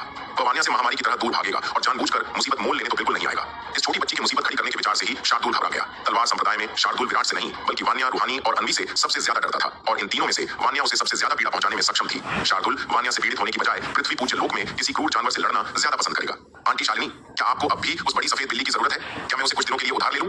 वान्या ने शालिनी की ओर देखा। उसकी चमकीली नम आंखों में उत्साह की एक झलक झलक रही थी। विराट ने उसे जितने भी खिलौने दिए थे उनमें सबसे मजेदार बड़ी सफेद बिल्ली थी। हालांकि वांशी शहर छोड़ने के बाद से बड़ी सफेद बिल्ली काफी समय से उसके साथ खेलने नहीं आई थी, जिसकी वान्या को बहुत याद आती थी। वान्या की बातें सुनकर शार्दुल का दिल तुरंत बैठ गया। उसने प्रार्थना की कि शालिनी वान्या की बात न माने, लेकिन हकीकत ने उसे एक बार फिर निराश कर दिया। क्योंकि छोटी वान्या इसे चाहती है तो ले लो। आंटी शालिनी वांशी शहर वापस आ गई हैं और उन्हें अब शार्दुल के संरक्षण की जरूरत नहीं है, शालिनी ने मुस्कुराते हुए कहा और शार्दुल को उसकी गर्दन से पकड़कर वान्या को थमा दिया। वांशी शहर में वापस आकर वह सुरक्षित थी। जब तक वांशी शहर में घुसपैठ नहीं होती उसकी दीवारों के भीतर उसे कोई नुकसान नहीं पहुंचा सकता था, इसलिए स्वाभाविक रूप से उसे अब शार्दुल की निजी सुरक्षा की आवश्यकता नहीं थी। शालिनी की बातें सुनकर शार्दुल लगभग रो पड़ा। मैनेजर शालिनी, तुम इतनी कृतज्ञ नहीं हो सकती, उसने सोचा। लेकिन चाहे वह कितना भी अनिच्छुक क्यों न हो, अंततः वह वान्या के चंगुल में फंस ही गया। वान्या ने शार्दुल को लेने के लिए अपना छोटा सा हाथ बढ़ाया। उसके चेहरे पर एक प्यारी सी मुस्कान थी। शुक्रिया आंटी शालिनी, अगर और कुछ नहीं है तो मैं खेलने जा रही हूँ। शालिनी मुस्कुराई और उसके बालों को सहलाते हुए बोली, आगे बढ़ो। वान्या खुश हुई और शार्दुल को अपनी बाहों में लेकर भाग गई। अपनी नाजुक कद काठी के कारण जब उसने शार्दुल की गर्दन पकड़ी तो उसका हाथ नीचे लटक गया। उसे पूरी तरह से उठा नहीं पाया। शार्दुल का ज्यादातर शरीर जमीन से सटा हुआ था। वान्या के भागते ही शार्दुल का निचला हिस्सा जमीन पर घिसकता हुआ चला गया। शुक्र है वांशी शहर की जमीन साफ नीले पत्थर की पटियाओं से पक्की थी, वरना शार्दुल धूल का गुब्बार उड़ा देता। असल बात यह थी कि शार्दुल ने विरोध करने की हिम्मत नहीं की, क्योंकि अगर उसने विरोध किया तो उसे और भी ज्यादा भयानक अंजाम भुगतना पड़ता। शार्दुल अपनी पीठ के बल लेटा हुआ था। उसके हाथ पैर फैले हुए थे, पेट ऊपर था, उसकी पीठ जमीन पर घिसक रही थी। वांशी शहर के ऊपर नीले आसमान को एकटक निहार रहा था। उसकी आंखें सूनी थीं, जीने की कोई इच्छा नहीं थी। बहन रूहानी, बहन अनवी, मुझे वह बड़ी सफेद बिल्ली मिल गई। आज हमारे पास एक नया खिलौना है, तो वह उसे विराट से मिलने कभी नहीं लाता। विराट ने हाथ हिलाया और कहा, कोई बात नहीं, छोटी मोटी बात है, और अगर तुम उसे मेरे पास ना भी लाते तो भी वह किसी और को बुला लेती। यह ऐसी बात थी जिसे टाला नहीं जा सकता था, इसलिए तुम्हें इसके लिए खुद को दोषी नहीं ठहराना चाहिए। हालांकि विराट की बातों के बावजूद आदित्य राणा अभी भी थोड़ा असहज महसूस कर रहा था। आखिरकार यशोधरा यादव उसकी चचेरी बहन थी और उसने जो किया उसके लिए उसे अपराध बोध हो रहा था। विराट ने क्षमा प्रार्थी आदित्य राणा की ओर देखा और तुरंत मुस्कुराते हुए कहा, तुम हो और यशोधरा यादव है। मैं सिर्फ इसलिए तुमसे कोई दुश्मनी नहीं रखूंगा क्योंकि वह तुम्हारी चचेरी बहन है। अब मेरे और यादव परिवार के बीच के मामलों में दखल मत दो। विराट नहीं चाहता था कि आदित्य राणा बीच में फंसे, इसलिए उसने उसे बस इससे दूर रहने को कहा। यशोधरा यादव आंतरिक संप्रदाय के दक्षिणी प्रांगण के मुख्य हॉल में लौट आई और पवन फयून को मामले की सूचना दी। उसने एक कटु टिप्पणी के साथ निष्कर्ष निकाला, विराट सचमुच खुद को कुछ खास समझता है। उसने महामहिम के निजी निमंत्रण को भी ठुकराने की हिम्मत की। वह बिल्कुल कृतज्ञ है। पवन फयून ने हाथ हिलाया और कहा, कोई बात नहीं, सबकी अपनी अपनी महत्वाकांक्षाएं होती हैं। चूंकि वह सहमत नहीं है तो रहने दो, उसे मजबूर करने की कोई जरूरत नहीं है। हालांकि उसने हल्के और उदार भाव से बात की, लेकिन उसकी आंखों में झलकती गहरी नाराजगी बता रही थी कि वह इस मामले को लेकर जितना दिख रहा था उससे कहीं ज्यादा चिंतित था। यह उदारता और बेपरवाही उसके अधीनस्थों के लिए सिर्फ दिखावा थी। असल में वह जितना दिखता था उससे कहीं कम उदार और खुले विचारों वाला था। पवन फयून की नजर में विराट द्वारा उसके प्रस्ताव को अस्वीकार करना एक घोर अनादर था और इसमें कोई आश्चर्य की बात नहीं थी कि विराट के प्रति उसके मन में कोई सद्भावना नहीं थी। हालांकि एक राजकुमार होने के नाते जो सिंहासन के लिए पवन फयून से प्रतिस्पर्धा करने में सक्षम था, पवन फयून भले ही वह दिखने में उतना उदार न हो, लेकिन वह इतना मूर्ख भी नहीं था कि इतनी छोटी सी बात पर विराट को परेशान करे। आखिरकार विराट अब पवन फयून का प्राण घातक शत्रु है। विराट को दबाने के लिए अपनी शक्ति का उपयोग करके क्या वह पवन फयून की मदद नहीं कर रहा है? एक बार जब विराट और पवन फयून दोनों गंभीर रूप से घायल हो जाते हैं या विराट को पवन फयून द्वारा लगभग नष्ट कर दिया जाता है तो वह किसी काम का नहीं रहेगा और फिर उसके खिलाफ कदम उठाने में देर नहीं लगेगी। पवनगढ़ अकादमी, बाहरी पूर्वी प्रांगण। यशोधरा यादव के जाने के बाद विराट अपना माथा रगड़े बिना नहीं रह सका। यह वाकई एक अप्रत्याशित विपत्ति थी। वह घर पर बैठा था और अचानक ऐसी मुसीबत आ पड़ी। वह सचमुच बदकिस्मत था। सिर्फ 2 महीनों में उसने पवनगढ़ राजघराने के 2 सबसे होनहार राजकुमारों को नाराज कर दिया था। आमतौर पर शांत रहने वाला विराट भी सिर दर्द महसूस किए बिना नहीं रह सका। इन दोनों में से जो भी राजगद्दी जीतने और पवनगढ़ राजघराने का उत्तराधिकारी बनने में कामयाब हुआ उसे अच्छा समय नहीं मिलेगा। लगता है मुझे अभी भी अपनी ताकत जल्द से जल्द बढ़ानी होगी। अपनी और तलवार संप्रदाय की ताकत को तेजी से बढ़ाकर और एक निश्चित स्तर तक पहुंचकर ही न तो पवन फेयू और न ही पवन फेयून मुझे या तलवार संप्रदाय को आसानी से नुकसान पहुंचाने की हिम्मत कर पाएंगे, भले ही वे पवनगढ़ राजवंश के युवराज ही क्यों न बन जाएंगे।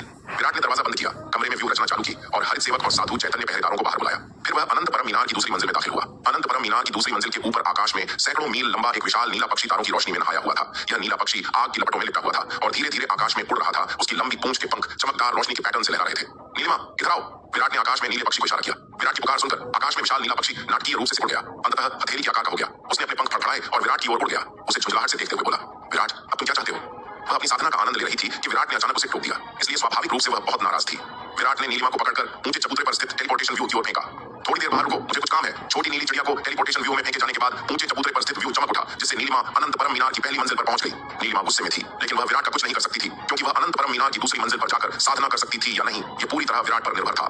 नीलिमा को अनंत परम मीनार की दूसरी मंजिल से बाहर फेंकने के बाद विराट ने मीनार के अवशोषण और परिशोधन के लिए बड़ी संख्या में 7वीं श्रेणी के आत्मरत्न निकालने शुरू कर दिए। इस दौरान वह बार-बार उजाड़ प्राचीन महाद्वीप में प्रवेश करता रहा और उजाड़ प्राचीन महाद्वीप में वह धीरे-धीरे 12वें तारे को बनाए रखने की अनंत परम मीनार की क्षमता की सीमा तक पहुंच गया, यानी 400 सांसें। यदि वह उजाड़ प्राचीन महाद्वीप में अधिक समय तक रहना चाहता था तो उसे अनंत परम मीनार के दूसरे तल में अगले तारे को और अधिक रोशन करना था। जब विराट ने अपनी दुर्लभ और बहुमूल्य सामग्रियों का आधा हिस्सा जयगढ़ नगर में अध्यक्ष विनोद को बेचा तो उसे कुल 250 मिलियन 7वीं श्रेणी के आत्मा रत्न मिले। उसने 12वें तारे को रोशन करने में 64 मिलियन खर्च किए, जिससे उसके पास 186 मिलियन बचे। 13वें तारे को रोशन करने के लिए लगभग 128 मिलियन 7वीं श्रेणी के आत्मा रत्नों की आवश्यकता होगी, जिससे विराट के पास 58 मिलियन बचे। हालांकि 58 मिलियन 7वीं श्रेणी के आत्मा रत्न एक बहुत बड़ी दौलत थी, लेकिन अगले तारे को रोशन करने के लिए आवश्यक राशि की तुलना में यह सागर में एक बूंद के समान थी। आखिरकार 14वें तारे को रोशन करने के लिए 256 मिलियन 7वीं श्रेणी के आत्मा रत्नों की आवश्यकता थी और विराट के शेष 58 मिलियन 14वें तारे को रोशन करने के लिए आवश्यक राशि का केवल एक अंश मात्र थे। 58 मिलियन और निवेश करना व्यर्थ होगा। इसके अलावा अब वह 5वें और 7वें राजकुमार दोनों के सामने भारी दबाव में था। उसे भविष्य में पैसों की जरूरत पड़ सकती थी, इसलिए इस रकम को किसी मुश्किल घड़ी के लिए बचाकर रखना ही बेहतर था। 13वें तारे को रोशन करने के बाद अनंत परम मीनार के दूसरे तल में तारों की रोशनी की तीव्रता दोगुनी हो गई। साधना के लिए इस तारों की रोशनी को अवशोषित करने का प्रभाव अब 7वीं श्रेणी के आत्मा रत्न के प्रभाव से 32 गुना ज्यादा था। उजाड़ प्राचीन महाद्वीप में प्रवेश करने का समय अंतराल भी 9 दिनों से घटकर 8 दिन रह गया था, जिससे विराट अधिकतम 800 सांसों तक अपनी स्थिति बनाए रख सकता था। 13वें तारे को रोशन करने के बाद विराट ने अनंत परम मीनार से उसे उजाड़ प्राचीन महाद्वीप में भेज दिया। अनंत परम मीनार के दूसरे तल में 13 प्रकाशित तारे तुरंत ही विशाल प्रकाश स्तंभों के साथ फूट पड़े, जो ऊंचे मंच पर प्रक्षेपित हो रहे थे। मंच से प्रकाश स्तंभों की एक विशाल श्रृंखला आकाश में फैल गई। एक चमकती हुई रोशनी में विराट उस प्राचीन और विशाल उजाड़ प्राचीन महाद्वीप में फिर से प्रकट हुआ। चूंकि विराट इस उजाड़ प्राचीन महाद्वीप में पहले ही 400 सांसें बिता चुका था और उसका भौतिक शरीर इस महाद्वीप के भयानक दबाव में बार बार टूट फूट कर आकार ले चुका था, इसलिए वह असाधारण रूप से लचीला हो गया था। अब उजाड़ प्राचीन महाद्वीप में प्रवेश करना पहले जितना कठिन नहीं रहा। कम से कम शुरुआती 200-300 सांसों तक ये बहुत आसान और आरामदायक था। इस समय विराट भी आसानी से ऊपर देखकर इस प्राचीन और विशाल दुनिया का अवलोकन कर सकता था, जबकि पहले उसे अपना सिर उठाने के लिए भी लगभग पूरी ताकत लगानी पड़ती थी। हालांकि विराट केवल अपना सिर ही उठा सकता था और कुछ नहीं कर सकता था। उसने इस उजाड़ प्राचीन महाद्वीप पर चलने के लिए अपने पैर उठाने की कोशिश की थी, लेकिन जैसे ही वह एक कदम रखता उसका शरीर तुरंत अपना संतुलन खो देता और वह वापस जमीन पर गिर जाता। और एक बार गिर जाने के बाद फिर से उठना लगभग असंभव था। वह जमीन पर धीरे धीरे टिके रह सकते थे, अनंत परम मीनार के उन्हें वापस खींचने का इंतजार करते हुए। हालांकि विराट कुछ और नहीं कर सकते थे, फिर भी अब उनके पास इस दुनिया का धीरे धीरे अनुभव करने के लिए ज्यादा फुर्सत थी। पहले क्योंकि उनकी शारीरिक शक्ति अब की तुलना में बहुत कम थी, उजाड़ प्राचीन महाद्वीप में प्रवेश करने के बाद उनका लगभग पूरा मानसिक ध्यान इस दुनिया के भारी दबाव का विरोध करने पर केंद्रित था। लेकिन अब पहली 200-300 सांसों में ही विराट की शारीरिक शक्ति ही इस दुनिया के दबाव का विरोध करने के लिए पर्याप्त थी। विराट ने इस दुनिया के हर पहलू को ध्यान से देखा और महसूस किया और जल्द ही उन्हें इस दुनिया और शक्ति सिंधु महाद्वीप के बीच का अंतर पता चल गया। इस दुनिया में आकाश और पृथ्वी में जो व्याप्त था वह आध्यात्मिक ऊर्जा नहीं थी, बल्कि एक आदिम आभा थी जो एक विशाल और प्राचीन अर्थ प्रकट करती थी। इस विशाल और प्राचीन आदिम आभा में इस दुनिया का भयानक दबाव था, जो शक्ति सिंधु महाद्वीप की आध्यात्मिक ऊर्जा से कई गुना ज्यादा भारी था।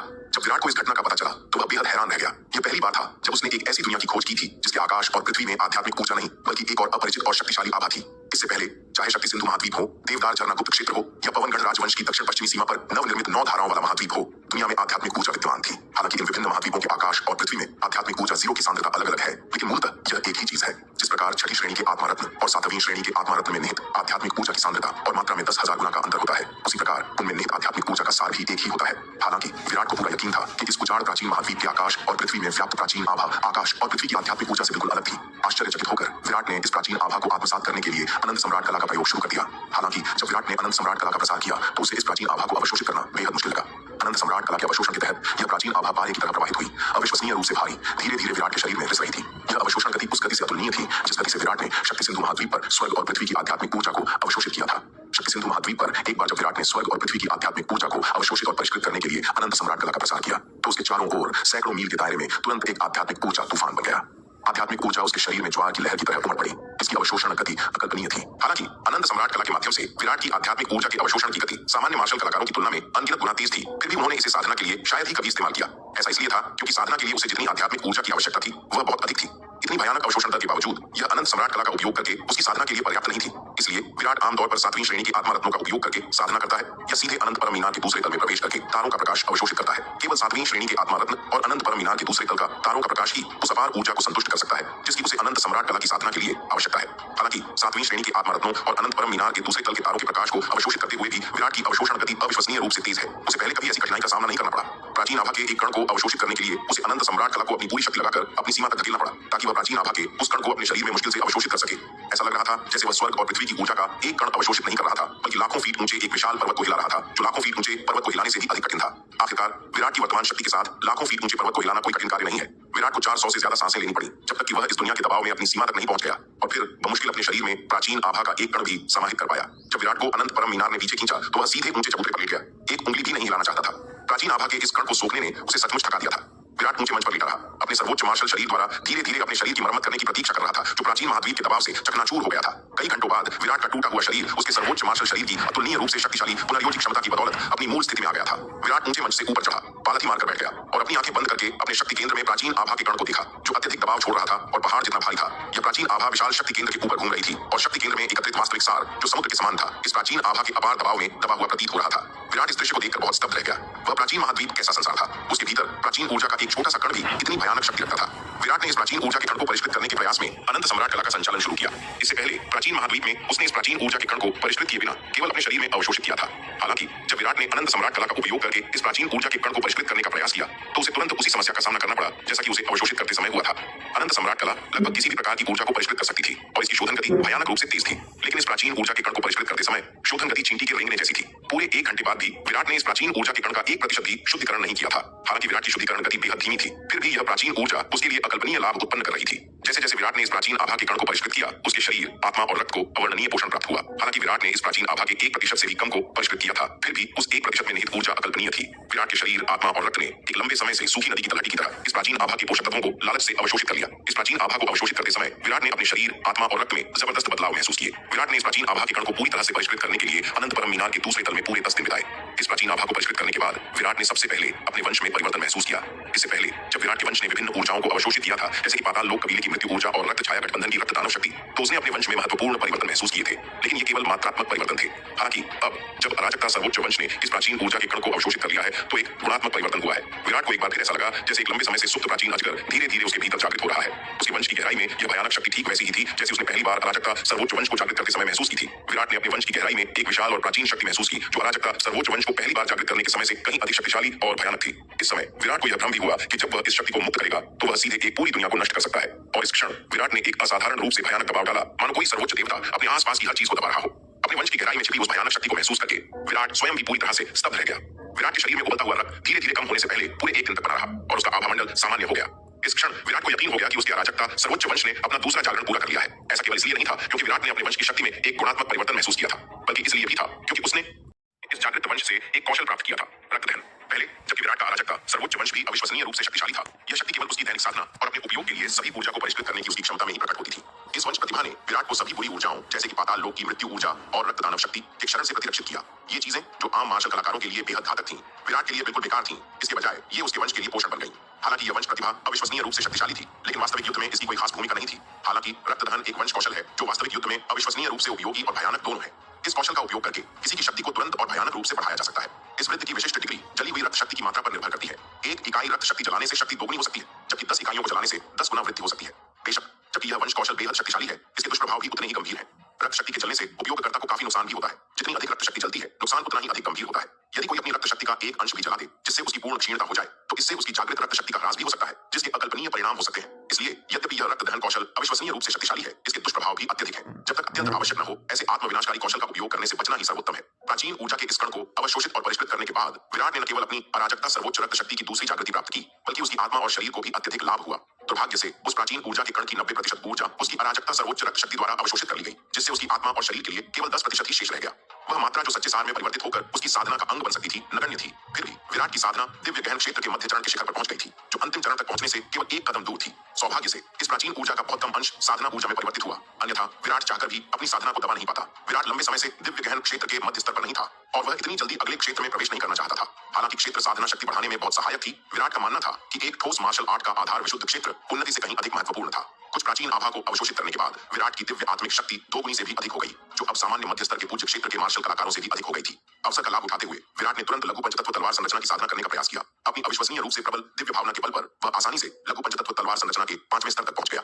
लघु पंचतत्व तलवार संरचना का 5वां स्तर 100 लंबी तलवारों वाले जादुई हथियारों को नियंत्रित कर सकता था, जिससे 4 तलवार संरचनाएं मिलकर अपार शक्ति का संचार कर सकती थीं। इसके अलावा प्राचीन आभा को कुछ हद तक अवशोषित करने के बाद विराट के शरीर और रक्त में शारीरिक शक्ति और बल दोनों में उल्लेखनीय वृद्धि हुई थी। विराट ने युद्ध ड्रैगन मुट्ठी के 4थे स्तर को सक्रिय करने का प्रयास किया। पहले वह अपनी शारीरिक शक्ति की सीमाओं के कारण इसमें सफल नहीं हो पाया था, लेकिन अब उसने इसे आश्चर्यजनक सहजता से अंजाम दिया, मानो यह एक स्वाभाविक प्रगति हो। 4थे स्तर तक पहुंचने के बाद विराट की मुट्ठी की प्रेरणा और भी दृढ़ और गहन हो गई। अब युद्ध ड्रैगन मुट्ठी की मुद्रा धारण करने मात्र से ही उसके पूरे शरीर से मुट्ठी की प्रेरणा का प्रवाह फूट पड़ता था, जिससे उसके आसपास का स्थान भी उसके अपार दबाव से तरंगित हो उठता था। विराट ने अपनी मुद्रा वापस ले ली, हर पहलू में अपने द्वारा किए गए सुधारों को महसूस करते हुए और आश्चर्यचकित हुए बिना नहीं रह सका। यह प्राचीन आभा वास्तव में एक खजाना थी। इसकी एक छोटी सी किरण ने उसकी शक्ति को दोगुने से भी ज्यादा बढ़ा दिया था। ऐसा इसलिए भी था क्योंकि इस प्राचीन आभा का 90% हिस्सा अराजकता सर्वोच्च वंश द्वारा अवशोषित कर लिया गया था। अगर प्राचीन आभा का यह पूरा कण उसके शरीर और आत्मा द्वारा अवशोषित कर लिया जाता या पूरी तरह से उसकी साधना में परिवर्तित हो जाता तो उसकी शक्ति केवल दोगुनी होने से कहीं ज्यादा बढ़ जाती। आखिरकार अराजकता सर्वोच्च वंश के दूसरे जागरण ने उसकी समग्र शक्ति में उल्लेखनीय वृद्धि करने के बजाय मुख्यतः उसकी मार्शल आर्ट क्षमता को ही लाभ पहुंचाया। जहां तक जागृत रक्त दहन कौशल का सवाल है, विराट ने जब भी संभव हो इसका उपयोग करने से बचने की कोशिश की। अविश्वसनीय रूप से शक्तिशाली होने के बावजूद इसकी काफी कीमत चुकानी पड़ी। विराट ने अपनी मुट्ठी भींच ली और अपने शरीर में अपार शक्ति का संचार महसूस किया। उसे लगा कि अगर अब उसे कुणाल का फिर से सामना करना पड़े तो वह उसे अपने नंगे हाथों से आसानी से हरा सकता है। 30 राउंड में वह कुणाल को पूरी तरह से हरा सकता था, पिछली बार के विपरीत जब वे पूरे दिन संघर्ष में उलझे रहे थे। इस प्राचीन आभा के अपार प्रभाव ने विराट के आत्मविश्वास को काफी बढ़ा दिया। इतने शक्तिशाली तुर्क के पत्ते के साथ 5वें और 7वें राजकुमार दोनों का एक साथ सामना करते हुए भी वह अविश्वसनीय रूप से आश्वस्त महसूस कर रहा था। अपने शरीर के सभी पहलुओं में उल्लेखनीय सुधार और सफलताएं प्राप्त करने के बाद विराट ने साधना जारी नहीं रखी। वह टेलीपोर्टेशन व्यू का उपयोग करके अनंत परम मीनार के पहले तल पर वापस लौट आया और बाहर निकल गया। हालांकि उसने अनंत परम मीनार के दूसरे तल पर 10 दिनों तक साधना की, लेकिन दूसरे तल पर समय का प्रवाह बाहर की तुलना में 10 गुना तेज था, इसलिए बाहर केवल 1 दिन ही बीता था। विराट, तुम क्या कर रहे हो? मैंने तुम्हें अनंत परम मीनार के दूसरे तल पर परेशान नहीं किया, तुम मुझे हर बार अंदर जाते ही बाहर क्यों फेंक देते हो? विराट को बाहर आते देख नीलिमा दौड़ कर आई और उसे गुस्से से देखने लगी। तुम इतने सवाल क्यों पूछ रहे हो? क्या तुम अब भी अनंत परम मीनार के दूसरे तल पर साधना करना चाहती हो? विराट ने उसे पकड़ लिया और उसकी तरफ देखा। यह छोटी नीली चिड़िया और भी ज्यादा बेकाबू होती जा रही है। उसे इसे सबक सिखाने का कोई मौका ढूंढना होगा, वरना इसे पता भी नहीं चलेगा कि इसका मालिक कौन है। नीलिमा ने पंख फड़फड़ाए और विराट का हाथ झटक कर दूर फेंक दिया। उसने पंख फड़फड़ाए और गुस्से से बोला, विराट, क्या मुझे इस तरह धमकाना जरूरी है? विराट ने अपनी बाहें क्रॉस करके उसे शांति से देखते हुए कहा, तुम्हें इससे कोई परेशानी है? तभी नाग भी एक अच्छे प्रदर्शन के लिए उत्सुक होकर उसमें शामिल हो गया। उसने आग में घी डालते हुए कहा, विराट, यह नासमझ छोटी चिड़िया बस उपद्रव मचा रही है, इसे शायद पिटाई की जरूरत है, इसे अच्छी तरह पीट दो और शायद यह सुधर जाएगी। यह सुनकर नीलिमा गुस्से से भर गई और नाग की ओर मुड़कर गुस्से से बोली, साले तलवारबाज, तुमने क्या कहा? फिर से कहो और देखो क्या होता है। नाग ने गुस्से में नीलिमा की ओर देखा और आत्मसंतुष्ट होकर बोला, मूर्ख लड़की, क्या हुआ? लड़ना चाहती हो? यह अनंत परम मीनार के अंदर नहीं था। नीलिमा अपनी शक्ति का उपयोग नहीं कर सकती थी, वह इससे डरता नहीं था। अनंत परम मीनार में प्रवेश करने के बाद नीलिमा को क्रोधित करने के बाद क्या होगा, इस बारे में नाग ने इतनी दूर तक नहीं सोचा था। वह बस पहले अपना गुस्सा निकालना चाहता था। नीलिमा की आंखें तुरंत लाल हो गईं और वह लड़ने के लिए नाग पर झपटने ही वाली थी। यह देखकर विराट ने तुरंत दोनों के माथे पर एक तमाचा मारा। क्या कर रहे हो? क्या तुम सब बगावत कर रहे हो? अभी रुक जाओ। अगर नीलिमा और नाग ने उसके कमरे में लड़ना शुरू कर दिया तो वे शायद उसे तहस नहस कर देंगे। विराट ने नीलिमा को फिर से पकड़ लिया और उसे अनंत परम मीनार में जबरदस्ती फेंक दिया ताकि वह कोई उपद्रव न करे और उसकी चीजों को नष्ट न कर दे। यह देखकर साधु चैतन्य तुरंत दूर चले गए। उसके लिए, जो एक मामूली इंसान था, इन बड़े बड़े लोगों की लड़ाई से दूर रहना ही बेहतर था ताकि वह गोलीबारी में न फंस जाए। दोस्तों, आपको यह एपिसोड कैसा लगा हमें कमेंट करके जरूर बताएं और इस वीडियो को लाइक और शेयर करना ना भूलें। चलिए मिलते हैं एक नए एपिसोड के साथ।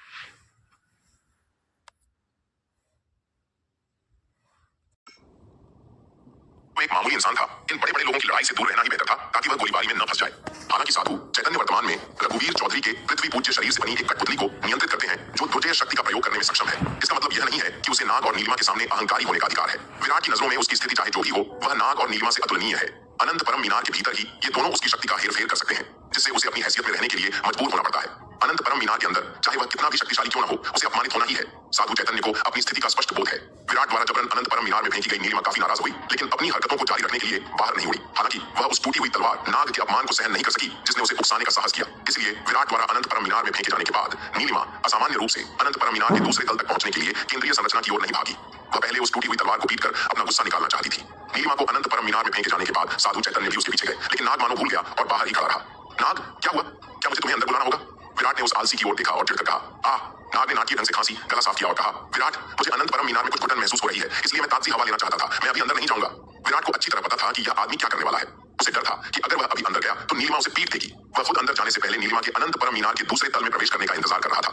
हालांकि विराट को यह नहीं पता था कि नाग की आत्मा हरण करने वाले ब्लेड के लगातार सेवन से कितनी रिकवरी हुई है, लेकिन वह जानता था कि अनंत परम मीनार के भीतर जिस किसी पर भी मीनार का पक्ष लिया जाता है वह अनिवार्य रूप से अजेय होता है। ऐसा इसलिए था क्योंकि अनंत परम मीनार की अपनी एक अलग दुनिया थी और कोई भी उसके प्राकृतिक नियमों का विरोध नहीं कर सकता था। नाग की बातें सुनकर विराट ने उसे अनदेखा कर दिया और उसे बाहर ही छोड़ दिया। फिर उसने अनंत परम मीनार को हटा दिया और कमरे से बाहर चला गया। विराट नाग और नीलिमा के बीच के झगड़े में कुछ नहीं कर सका। वे दोनों हमेशा परेशानी खड़ी करते रहते थे और विराट को उनसे कोई फर्क नहीं पड़ता था। विराट के कमरे से चले जाने के बाद नाग भी अकड़ कर बाहर निकला और पूर्वी आंगन में घूमने लगा। अपनी वर्तमान क्षमताओं के साथ जब तक वह किसी की नजर में नहीं आना चाहता तब तक कोई स्वर्गीय पूज्य क्षेत्र का विशेषज्ञ भी उसे नहीं देख पाएगा, इसलिए नाग को पकड़े जाने का डर नहीं था। नीलिमा अनंत परम मीनार की पहली मंजिल पर घंटों इंतजार करती रही, लेकिन नाग अंदर नहीं आया। इसलिए उसने विराट से पूछा, विराट, वह टूटी हुई तलवार कहाँ है? वह कहाँ गई? अभी तक अंदर क्यों नहीं आई? उसे डर है कि तुमसे पीट होगी, इसलिए वह कहीं और भाग गया। अब उसका इंतजार मत करो, कौन जाने वह कब वापस आएगा। विराट ने नीलिमा से कुछ नहीं छिपाया और उसे सच बता दिया। दरअसल विराट नाग की बजाय नीलिमा के पक्ष में कुछ ज्यादा ही पक्षपाती था। हालांकि नीलिमा अक्सर उससे बहस करती थी, लेकिन वह नाग से ज्यादा आज्ञाकारी थी और उसके उतने छिपे हुए इरादे भी नहीं थे जिससे उसे बेवकूफ बनाना आसान हो जाता था। यह सुनकर नीलिमा ने गुस्से में कुछ गालियां दी और अनंत परम मीनार की पहली मंजिल पर केंद्रीय संरचना की ओर उड़ गई। आखिरकार वह सिर्फ नाग को पीटने के लिए अपनी साधना में देरी तो नहीं कर सकती थी। जब नीलिमा टेलीपोर्टेशन व्यू से अनंत परम मीनार की दूसरी मंजिल में दाखिल हुई तो उसने आकाश में एक और तारा जगमगाता हुआ देखा। इस क्षेत्र में तारों की रोशनी पहले से दोगुनी घनी थी। यह देखकर नीलिमा बहुत खुश हुई। पहले जो गुस्सा उसके अंदर था वह गायब हो गया था और नाग के प्रति उसकी मानसिक नोटबुक में दर्ज द्वेष पूरी तरह से भूल गया था। नीलिमा 100 मील लंबी एक विशाल नीली चिड़िया में बदल गई जो खुशी से आकाश में उड़ रही थी। घनी तारों की रोशनी में वह चमकदार और सुंदर लग रही थी। विराट मृदुला के घर के पास से गुजर रहा था, तभी मृदुला बाहर आ रही थी। दोनों की मुलाकात दरवाजे पर हुई। विराट को देखते ही मृदुला का चेहरा खुशी से खिल उठा और वह तेजी से उसकी ओर बढ़ी और उसे प्रणाम किया। विराट ने उसे जल्दी से उठाया और कहा, बहन मृदुला, आप क्या कर रही हैं? मृदुला ने अपना सिर उठाया। उसकी साफ आंखें विराट को गहराई से देख रही थीं। वरिष्ठ भाई विराट, मैं सचमुच नहीं जानती कि हमारे यश परिवार के प्रति आपकी महान कृपा का बदला कैसे चुकाऊं। कृपया मुझे भविष्य में आपके साथ सेवा करने की अनुमति दें ताकि मैं आपकी कृपा का बदला चुका सकूं।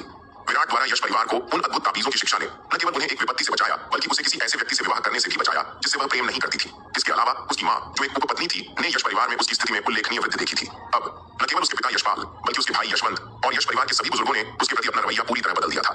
वे अब पहले जैसे उदासीन नहीं रहे बल्कि चापलूसी का भाव रखते थे।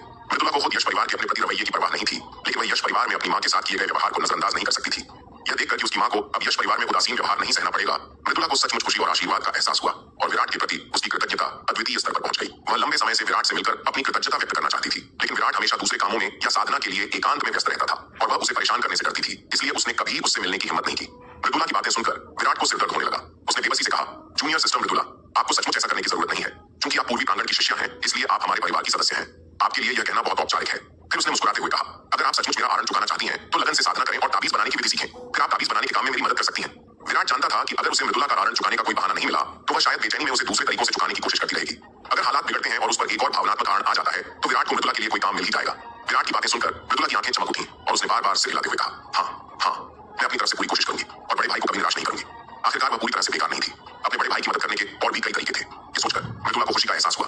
उसकी खूबसूरत आंखें अर्धचंद्राकार हो गईं। मृदुला को छोड़ने के बाद विराट ने टेलीपोर्टेशन व्यू का इस्तेमाल करके जयगढ़ नगर की ओर प्रस्थान किया। वह देखना चाहता था कि तरुण और महाराज संग्राम सिंह जयगढ़ नगर में चीजों को कैसे संभाल रहे हैं ताकि वह अपना अगला कदम उठा सके। पवनगढ़ शाही शहर, नकुल परिवार। ताबीज बाजार के प्रभारी बुजुर्ग की रिपोर्ट सुनने के बाद नकुल परिवार के मुखिया नकुल जय का चेहरा पीला पड़ गया। उस बूढ़े कमीने यशपाल के व्यक्तिगत रूप से सगाई रद्द करने के बाद नकुल जय ने गुस्से में आकर पवनगढ़ शाही शहर में यश परिवार के ताबीजों के बाजार पर बड़े पैमाने पर हमले का आदेश दिया। हालांकि इस बार यश परिवार ने अचानक आत्मा ताबीजों का एक नया जत्था लॉन्च किया। इन नए ताबीजों की गुणवत्ता यश परिवार के पिछले ताबीजों की तुलना में कई गुना बेहतर थी। इस जत्थे के ज्यादातर ताबीजों के कोर मध्यम श्रेणी के स्तर तक पहुंच गए और कुछ संख्या में तो उच्च श्रेणी के स्तर तक भी पहुंच गए। यश परिवार के पिछले ताबीजों की गुणवत्ता के लिए यह अकल्पनीय था। आखिरकार अतीत में यश परिवार द्वारा उत्पादित ताबीज जो पूरी तरह से निम्न श्रेणी के ताबीजों के कोर में संघनित हो सकते थे, उन्हें पहले से ही उच्च गुणवत्ता वाला माना जाता था। 1000 ताबीजों में एक मध्यम श्रेणी का ताबीज कोर भी मिलना दुर्लभ था, लेकिन अब यश परिवार के नए ताबीजों के जत्थे की गुणवत्ता में गुणात्मक उछाल आया था। इन ताबीजों की गुणवत्ता न केवल यश परिवार के पिछले उत्पादों से कहीं बेहतर थी, बल्कि नकुल परिवार के मौजूदा उत्पाद भी यश परिवार के नए उत्पादों के सामने टिक नहीं पा रहे थे। इसलिए इस बार नकुल परिवार न केवल यश परिवार के आत्मिक ताबीज बाजार को निशाना बनाने में नाकाम रहा, बल्कि उसे करारी हार का भी सामना करना पड़ा। नकुलगान, जाओ और नकुल को वापस बुलाओ, नकुल जय ने अपने नीचे उदास चेहरे वाले एक हट्टे कट्टे आदमी से कहा। नकुल नकुल परिवार का ही सदस्य था जिसने सिंह परिवार के परिचय के जरिए ताबीज कला भवन में प्रवेश किया और एक शिष्य बन गया। मौजूदा हालात में नकुल को वापस लाकर ही स्थिति को बदला जा सकता था, वरना यश परिवार पर हमला करके उनके ताबीज बाजार को निकलना तो दूर, नकुल परिवार अपनी बाजार हिस्सेदारी भी बचा पाएगा, यह भी संदिग्ध है। हाँ कुलपति, नकुलगान ने झुककर पीछे हट गया। नाग पूर्वी आंगन में इत्मीनान से टहल रहा था, इधर उधर देख रहा था और पूरी तरह से आनंद ले रहा था। सचमुच कभी कभार बाहर आकर दुनिया देखना बहुत अच्छा लग रहा था। अनंत परम मीनार में बंद होकर केवल साधु चैतन्य का बूढ़ा चेहरा देखना सचमुच कुबाऊ था। जब नाग टहल रहा था उसने ललित सिंह को राजवीर सिंह के निवास की ओर दौड़ते देखा। उत्सुक होकर उसने देखा कि हालांकि ललित सिंह परिवार का एक अनुयायी था, फिर भी वह कभी भी राजवीर सिंह के निवास पर नहीं जाता था जब तक कि उसे कोई काम न हो। यह लड़का आदित्य राणा, मेघा राणा और बालक के साथ घूमना पसंद करता था। आखिरकार राजवीर सिंह हमेशा भानुमति के साथ रहता था और वह उन्हें परेशान नहीं करना चाहता था। इसके अलावा वह वास्तव में नहीं जानता था कि इस मामले में किसका पक्ष लेना है। हालांकि भानुमति हमेशा राजवीर सिंह के साथ रहती थी, लेकिन विराट के साथ भी उसका रिश्ता स्पष्ट लग रहा था। मुख्य बात यह थी कि न तो राजवीर सिंह और न ही विराट को भानुमति के साथ रहने की परवाह थी, जिससे ललित सिंह हैरान और उलझन में था। हालांकि यह स्पष्ट रूप से उसके नियंत्रण से बाहर था। एक उसका युवा स्वामी था और दूसरा उसका बॉस। वह दोनों में से किसी को भी नाराज नहीं कर सकता था। सबसे अच्छा तरीका यही था कि जितना हो सके दूर रहे। इसलिए ललित सिंह राजवीर सिंह के साथ कम ही समय बिताता था और जितना हो सके उससे कम मिलने की कोशिश करता था। खासकर जब से राजवीर सिंह और विराट के बीच हाल ही में तनाव बहुत बढ़ गया था और वह गोलीबारी में नहीं फंसना चाहता था। वह आज यहाँ इसलिए आया था क्योंकि करण चौहान राजवीर सिंह से मिलना चाहता था और उससे कुछ रिपोर्ट करने के लिए कहा था। जयगढ़ नगर में करण चौहान और उसके युवा स्वामी के बीच काफी अच्छे संबंध थे, इसलिए ललित सिंह स्वाभाविक रूप से मना नहीं कर सका। ललित सिंह को राजवीर सिंह के घर की ओर दौड़ता देख नाग उत्सुकतावश उसके पीछे पीछे चला गया। क्योंकि उसके पास करने के लिए और कुछ नहीं था, उसने सोचा कि शायद उसे कुछ दिलचस्प मिल जाए। नाग विराट और राजवीर सिंह के बीच की उलझनों से अच्छी तरह वाकिफ था। वह हमेशा नाटक के लिए उत्सुक रहता था और अगर वह विराट और राजवीर सिंह के बीच कुछ पखेड़ा खड़ा कर सके तो उसे बहुत खुशी होगी। ललित सिंह, तुम क्या चाहते हो? राजवीर सिंह ने दस्तक सुनी और दरवाजा खोला। ललित सिंह को देखकर हैरान रह गया। वह उसके व्यक्तित्व को अच्छी तरह जानती थी। वह बिना किसी कारण के कभी नहीं आता था। युवा स्वामी, करण चौहान आपसे मिलना चाहता है और उसने मुझे आपको सूचित करने के लिए कहा है। मुझे लगा था कि जयगढ़ नगर में आपके उसके साथ अच्छे संबंध थे, इसलिए मैं उसे मना नहीं कर सका। ललित सिंह ने सिर खुजलाते हुए कहा। करण चौहान, वह मुझसे क्यों मिलना चाहता है? ये सुनकर राजवीर सिंह हैरान रह गया। पवनगढ़ अकादमी में प्रवेश लेने के लगभग 2 वर्षों में करण चौहान पहले कभी उनसे मिलने नहीं आया था। वह आज अचानक उसे ढूंढने क्यों आया है? हालांकि राजवीर सिंह उलझन में थे, फिर भी उन्होंने उनसे मिलने से इनकार नहीं किया। जैसा कि ललित सिंह ने कहा था, जब वह जयगढ़ नगर में थी तब उनके और करण चौहान के बीच काफी अच्छे संबंध थे। आखिरकार वे दोनों जयगढ़ नगर के 4 महान परिवारों के युवा स्वामी थे और अक्सर बातचीत करते रहते थे। किसी पुराने दोस्त के आने से साफ इनकार करना ठीक नहीं होगा। राजवीर सिंह ललित सिंह के पीछे पीछे पूर्वी द्वार तक गए और करण चौहान को वहां इंतजार करते देखा। भाई करण, क्या आपको कुछ चाहिए? राजवीर सिंह ने बिना बात घुमाए सीधे मुद्दे पर आ गए। काफी समय हो गया, मैं बस अपने शहरवासियों को एक समारोह में आमंत्रित करने की सोच रहा था। मुझे आश्चर्य है कि क्या भाई विराट और भाई आदित्य यहाँ हैं? करण चौहान ने मुस्कुराते हुए कहा। उन्होंने राजवीर सिंह को ऊपर से नीचे तक देखा और पाया कि वह पहले से ही एक अर्धस्तरीय पूज्य क्षेत्र विशेषज्ञ थी और उनके भीतर ईर्ष्या की लहर दौड़ गई। जयगढ़ नगर में युवा पीढ़ी में उनकी मार्शल आर्ट प्रतिभा और शक्ति सर्वोच्च थी। फिर भी पवनगढ़ अकादमी में प्रवेश के 2 साल से भी कम समय में राजवीर सिंह पहले ही अर्धचरण पूज्य क्षेत्र में पहुंच चुके थे और ललित सिंह, जिनकी प्रतिभा और साधना उनसे कहीं कमतर थी, अब दिव्य गहन क्षेत्र के मध्य चरण में थे। इसके विपरीत हालांकि पिछले 2 वर्षों में उन्होंने अपनी साधना में कभी ढिलाई नहीं बरती थी, फिर भी वे अभी अभी दिव्य गहन क्षेत्र में पहुंचे थे। इस भारी अंतर ने करण चौहान को लगभग ऐसा महसूस कराया जैसे उन्हें किसी विषैले सांप ने काट लिया हो। उनकी ईर्ष्या उन्हें लगभग पागल कर रही थी। हालांकि करण चौहान ईर्ष्या से ग्रस्त थे, फिर भी उन्होंने सतही तौर पर एक सौम्य और विनम्र व्यवहार बनाए रखा। उनके आंतरिक पागलपन का कोई संकेत नहीं दिखा। यह सुनकर राजवीर सिंह तुरंत ललित सिंह की ओर मुड़े और पूछा, ललित सिंह, क्या विराट और आदित्य राणा यहाँ है? वह अपना सारा समय भानुमति के साथ कमरे में बिताती थी और बाहर क्या हो रहा है इसके बारे में उसे ललित सिंह जितना कुछ पता नहीं था। आखिरकार ललित सिंह को बालक के पीछे पीछे यूं ही घूमना पसंद था, अक्सर उसके काम निपटाते हुए। अगर बालक पूर्वी प्रांगण का मुख्य प्रबंधक था तो ललित सिंह उसका नौकर था। आदित्य राणा अभी भी एकांतवास में है। बॉस के बारे में तो मुझे भी नहीं पता। वह हाल ही में कहीं से भी गायब हो रहा है और ज्यादातर मुझे समझ नहीं आता कि वह क्या कर रहा है। जब मैं उसे ढूंढने की कोशिश करता हूं तो अक्सर उसे ढूंढ नहीं पाता, ललित सिंह ने सच बोलते हुए कहा। बालक के अलावा पूर्वी प्रांगण में उससे बेहतर किसी को भी सबकी स्थिति का अंदाजा नहीं था। ओह, मैं समझ गया। राजवीर सिंह ने जानबूझकर सिर हिलाया। फिर करण चौहान की ओर मुड़कर कहा, लगता है मुझे भाई करण को निराश करना पड़ेगा क्योंकि वे दोनों शायद व्यस्त हैं। करण चौहान तुरंत मुस्कुराया और हाथ हिलाते हुए बोला, कोई बात नहीं, कोई बात नहीं, हम तीनों अभी भी मिल सकते हैं। जहां तक भाई विराट और भाई आदित्य की बात है, मैं उन्हें अगली बार जब वे खाली होंगे ड्रिंक के लिए बुलाऊंगा। यह सुनकर ललित सिंह ने अपना सिर खुजलाया और कहा, युवा गुरु करण, वरिष्ठ भाई बालक को अभी भी मुझसे कुछ बात करनी है, इसलिए शायद मैं इस बार आपके साथ नहीं पी पाऊंगा। शायद अगली बार। मुझे सचमुच माफ करना। ललित सिंह झूठ नहीं बोल रहा था। बालक को सचमुच उससे कुछ बात करनी थी। पिछली बार जब रोहिणी ने यशवंत पर हमला किया था तो उसने पूर्वी प्रांगण की कई इमारतों को नुकसान पहुंचाया था। रोहिणी इस गड़बड़ी को संभालने वाली नहीं थी, इसलिए बालक को ही काम संभालना पड़ा। हाल ही में ललित सिंह क्षतिग्रस्त इमारतों के प्रबंधन और मरम्मत में बालक की मदद कर रहा था। बेशक उसे खुद मरम्मत करने की जरूरत नहीं थी, उसे बस बालक की कुछ अंतिम रूप देने में मदद करनी थी। वास्तविक निर्माण कार्य वास्तुकारों द्वारा किया जाना था। पूर्वी प्रांगण को केवल धन उपलब्ध कराना था। इस बार बालक ने क्षतिग्रस्त इमारतों को केवल उनकी मूल स्थिति में ही नहीं बहाल किया, विराट के निर्देशों का पालन करते हुए उसने उन्हें यथासंभव मजबूत बनाया ताकि रोहिणी उन्हें गलती से फिर से नुकसान न पहुंचा सके। वैसे भी उसके पास बहुत पैसा था और उसे कुछ आत्मरत्नों की जरूरत नहीं थी। बालक को स्वाभाविक रूप से विराट के सुझाव पर कोई आपत्ति नहीं थी। आखिरकार वह भुगतान करने वाला नहीं था और विराट, जो एक धनी व्यक्ति था, उसका समर्थन कर रहा था, इसलिए वह स्वाभाविक रूप से उन्हें यथासंभव मजबूत बनाना चाहता था। वह रोहिणी की गंदगी साफ नहीं करना चाहता था। इस बार बालक ने न केवल क्षतिग्रस्त इमारतों की मरम्मत की बल्कि पूर्वी प्रांगण की अन्य इमारतों को भी कीमती सामग्रियों से मजबूत बनाया। यह सुनकर करण चौहान आत्महीनता से हंस पड़ा। उसने राजवीर सिंह की ओर देखा और कहा, भाई राजवीर, आप भी व्यस्त होंगे, लेकिन यह बात तो समझ में आती है, यहाँ हर कोई ख्याति प्राप्त कर चुका है और शीर्ष विशेषज्ञ बन चुका है। यह स्वाभाविक है कि अब आप मुझे एक साधारण दिव्य गहन क्षेत्र के शुरुआती मार्शल कलाकार को महत्व नहीं समझते। राजवीर सिंह को थोड़ा अजीब लगा। वह वास्तव में करण चौहान के साथ शराब पीने नहीं जाना चाहती थी। हालांकि उनके बीच पहले अच्छे संबंध थे, लेकिन पवनगढ़ अकादमी के शिष्य बनने के बाद से उन्होंने एक दूसरे को नहीं देखा था और उनके रिश्ते में थोड़ी दूरियां आ गई थी। हालांकि अब जब करण चौहान ने इस तरह से बात कही थी तो उसका मना करना अनुचित होगा। करण चौहान का कुछ उदास चेहरा देखकर राजवीर सिंह को दया आ गई और उसने कहा, भाई करण, आप क्या कह रहे हैं? ऐसी किसी बात पर हम आपको कैसे नीचा दिखा सकते हैं? क्योंकि भाई करण मिलना चाहते हैं तो मैं राजवीर आपके साथ शराब पीने चलूंगा। सच तो यह है कि उसकी साधना में इतनी तेजी से सुधार केवल विराट से प्राप्त पंचतत्व आध्यात्मिक द्रव्य की बूंद के कारण ही हुआ था, अन्यथा उसकी साधना का स्तर करण चौहान से ज्यादा अलग नहीं होता। हालांकि अर्धचरण पूज्य क्षेत्र में प्रवेश करने के बाद उसके शरीर में पंचतत्व आध्यात्मिक द्रव्य की उस बूंद की अवशिष्ट ऊर्जा पूरी तरह से परिष्कृत हो गई थी। उसके बाद से उसकी साधना की गति सामान्य स्तर पर आ जाती और उसे पंचतत्व आध्यात्मिक द्रव्य की अवशिष्ट ऊर्जा का उतना चमत्कारिक लाभ नहीं मिलता। राजवीर सिंह के शब्द सुनकर करण चौहान बहुत खुश हुआ और बोला, मुझे पता था कि भाई राजवीर ऐसे व्यक्ति नहीं होंगे।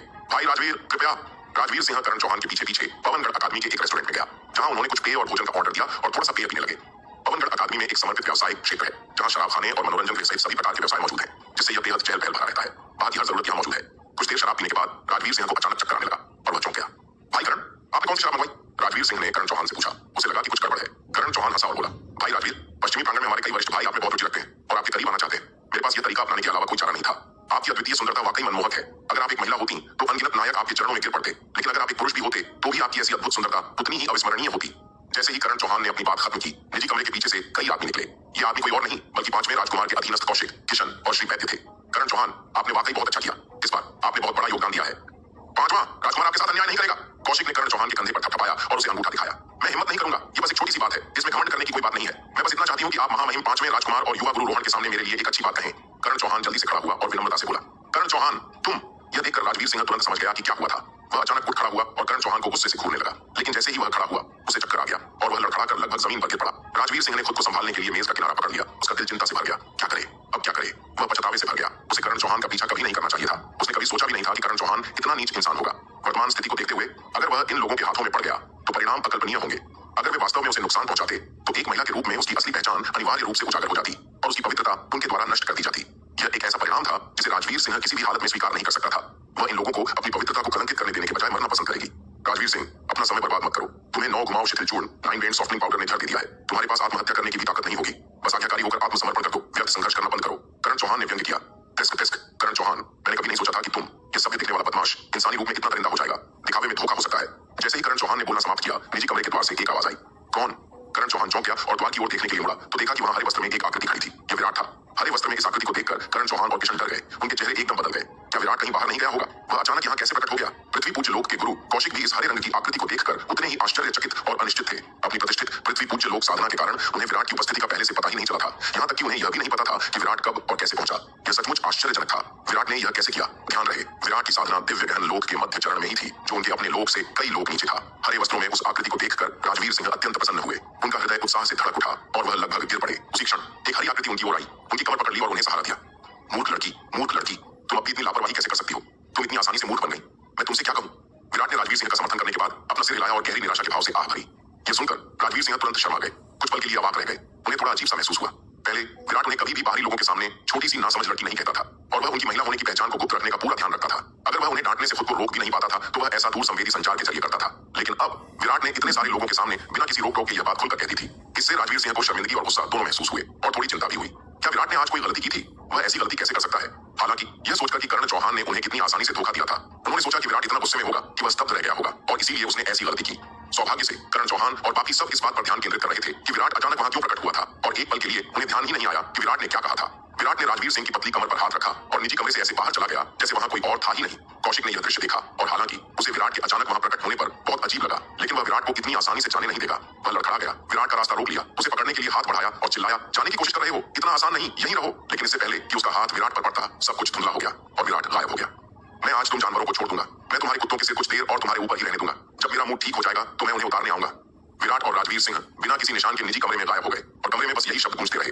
कौशिक पूरी तरह से स्तब्ध रह गया। उसे न तो पता था कि विराट कैसे आया और न ही उसे पता था कि विराट कैसे चला गया। इस तरह का तरीका वाकई अप्रत्याशित था। क्या एक साधारण दिव्य गहन क्षेत्र का मार्शल कलाकार सचमुच ऐसा कर सकता है? उसे ऐसा लग रहा था जैसे वह किसी अथाह स्वर्गीय पूज्य क्षेत्र के विशेषज्ञ का सामना कर रहा हो। सभी ने एक दूसरे को हैरानी भरी नजरों से देखा। हर कोई एक दूसरे की आंखों में डर देख रहा था। उनके दिल कांप रहे थे और उन्हें ऐसा लग रहा था जैसे वे किसी बर्फीले रसातल में गिर गए हों, हड्डियों तक ठिठुर गए हों। राजवीर सिंह भी आज विराट के व्यवहार से कुछ हैरान थे, क्योंकि उसकी हरकतें और आवाज का लहजा अलग लग रहा था। उन्हें लगा कि विराट में एक बेपरवाह और आलसीपन झलक रहा था। हालांकि उनके पास इस पर विचार करने का कोई समय नहीं था, क्योंकि 9 घुमाव शिथिल चूर्ण का प्रभाव पूरी तरह से हो गया था, जिससे उन्हें चक्कर आने लगा और वह बेहोश हो गए। विराट राजवीर सिंह को अपने घर वापस ले गया और उन्हें बिस्तर पर लिटा दिया। उस क्षण विराट की आकृति टिमटिमा गई, जिससे उसका असली रूप एक छोटे हरे कपड़े पहने लड़के नाग के रूप में प्रकट हुआ। शुरू से अंत तक यह नाग था, न कि विराट जो रेस्तरां के निजी कमरे में प्रकट हुआ था। विराट अभी भी जयगढ़ नगर में था और उसे पता नहीं था कि यहाँ क्या हुआ था।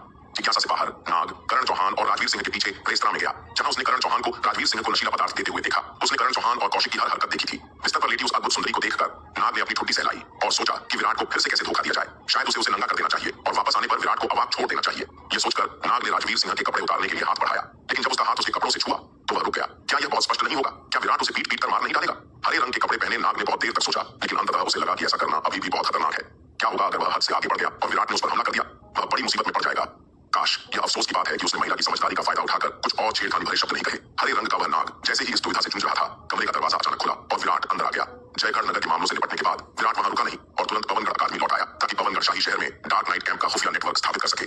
हालांकि जैसे ही वह अपने कमरे में लौटा, उसने देखा कि राजवीर सिंह उसके बिस्तर पर बेहोश पड़ा है। विराट यह दृश्य देखकर तुरंत स्तब्ध रह गया। विराट ने राजवीर सिंह की तरफ देखा, जो उसके बिस्तर पर बेहोश पड़ा था, फिर उसके बगल में खड़े हरे कपड़ों वाले लड़के नाग की तरफ। उसका चेहरा तुरंत काला पड़ गया। नाग साले, ये क्या कर रहे हो? विराट ने नाग का कॉलर पकड़ा, उसे उठाया और गालियां दी। वह शुरू से ही राजवीर सिंह से उलझना नहीं चाहता था और अब नाग के गुस्से ने बात और बिगाड़ दी थी। अगर राजवीर सिंह ने कुछ भी गलत समझा तो वह बड़ी मुसीबत में पड़ जाएगा। अरे विराट, तुम क्या कर रहे हो? मैंने अभी तुम्हारी लाडली को बचाया है और तुम एहसानमंद होने की बजाय इस नेकी का बदला दुश्मनी से चुकाने की कोशिश कर रहे हो। ये तो हद हो गई। नाग ने विराट का हाथ झटक दिया, अपना कॉलर सीधा किया और गुस्से से बोला। हालांकि उसका इरादा उसे धोखा देने का था। उसने कम से कम उसकी लाडली को तो बचा लिया था, तो बिना पूरी बात जाने वह उस पर हमला कैसे कर सकता था? यह तो बहुत ही शर्मनाक था। यह सुनकर विराट अचंभित रह गया। उसने बिस्तर पर बेहोश पड़े राजवीर सिंह की ओर इशारा करते हुए पूछा, क्या तुम इस बेवकूफ को बेहोश करके यहाँ नहीं लाए? नाग ने तुरंत गुस्से से जवाब दिया, विराट, तुम मुझे क्या समझते हो? मैं एक प्रतिष्ठित प्राचीन शस्त्र आत्मा हूँ। क्या मैं ऐसे घिनौने हथकंडे अपनाऊंगा? विराट ने देखा कि नाग दिखावा नहीं कर रहा था और हालांकि वह कुछ हद तक बेफिक्री का नाटक कर रहा था, लेकिन वह ऐसा बिल्कुल नहीं करेगा। तो फिर उसे क्या हुआ? विराट ने बिस्तर पर बेहोश पड़े राजवीर सिंह की ओर इशारा करते हुए पूछा, तुम्हारी छोटी प्रेमिका का दिमाग जरूर खराब हो गया होगा। वह करण चौहान के साथ शराब पीने गई थी, फिर उसे नशा देकर बेहोश कर दिया गया। अगर मैंने उसे बचाया ना होता तो वह मर चुकी होती।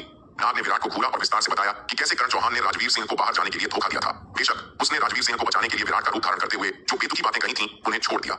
नाग की कहानी सुनकर विराट के पसीने छूट गए। अगर नाग ने हस्तक्षेप नहीं किया होता तो परिणाम अकल्पनीय होते। विराट की आंखों में ठंडक दौड़ गई। चौहान परिवार पहले ही 5वें राजकुमार का पक्ष ले चुका था। अच्छा, बहुत अच्छा। जयगढ़ नगर में वापस विराट को चौहान परिवार से बाधा का सामना करना पड़ा था, जब वह अपनी शक्ति को मजबूत कर रहा था। अपने पिछले रिश्ते के विचार से विराट ने चौहान परिवार के साथ बहुत ज्यादा बहस नहीं की। अब वे इतने निर्दयी नहीं होते। तो लगता है मैंने तुम्हें गलत समझा, विराट ने नाग की तरफ देखते हुए कहा। वरना क्या विराट, तुमने मेरी दयालुता को हल्के में लिया है, मेरे साथ अन्याय किया है। क्या तुम्हें मुझे मुआवजा नहीं देना चाहिए? नाग ने अपनी बाहें क्रॉस की, ठुड्डी ऊपर उठाई और विराट को आत्मसंतुष्ट भाव से देखा। ठीक है, अगली बार जब कुछ अच्छा होगा तो मैं तुम्हें नहीं भूलूंगा। विराट ने हाथ हिलाया, यह जानते हुए हुए कि यह आदमी मोल भाव करने की कोशिश करेगा, लेकिन नाग ने इस बार वाकई बहुत अच्छा काम किया था और इनाम का हकदार था। और हाँ, इसे लाडली मत कहना, यह नासमझ लड़की मेरी लाडली नहीं है, विराट ने आगे कहा। मुझे पता है, क्या तुम्हें मुझे याद दिलाने की जरूरत थी? नाग ने अकड़ते हुए कमरे से बाहर निकलते हुए कहा। वह वास्तव में थोड़ा दोषी महसूस कर रहा था, क्योंकि उसने राजवीर सिंह के बेहोश होने से पहले उससे कुछ छेड़खानी वाली बातें कही थी। अगर राजवीर सिंह जाग गया और उसने वे बातें दोहराई तो क्या होगा? क्या इससे उसकी पोल नहीं खुल जाएगी? विराट शायद उसके पीछे पड़ जाएगा, इसलिए जल्द से जल्द वहां से निकल जाना ही बेहतर था। वह मुसीबत से बचने के लिए कहीं और चला जाएगा और जब विराट भूल जाएगा तब वापस आएगा। विराट ने नाग की अनदेखी की और राजवीर सिंह की हालत देखने के लिए बिस्तर के पास चला गया। नौ घुमाव शिथिल चूर्ण, ये वाकई जहरीला है। राजवीर सिंह की हालत देखकर विराट ने ठंडी सांस ली। हालांकि इस तरह का जहर दूसरों के लिए परेशानी का सबब हो सकता है, लेकिन विराट के लिए तो यह आसान था। आखिरकार उसके पास काफी गोलियां थीं, जिन्हें जुबैदा ने खुद परिष्कृत किया था, जिनमें कई मारक भी शामिल थे। विराट ने एक गोली निकाली और राजवीर सिंह को खिला दी। थोड़ी देर बाद राजवीर सिंह धीरे धीरे जाग उठे। आंखें खोलकर विराट को देखकर राजवीर सिंह बहुत खुश हुए। वह बिस्तर पर उठ बैठे, एक हल्की सी कराह भरी और विराट की बाहों में गिर पड़े। उसे कसकर गले लगा लिया। विराट, मुझे पता था कि तुम अब भी मेरी परवाह करते हो।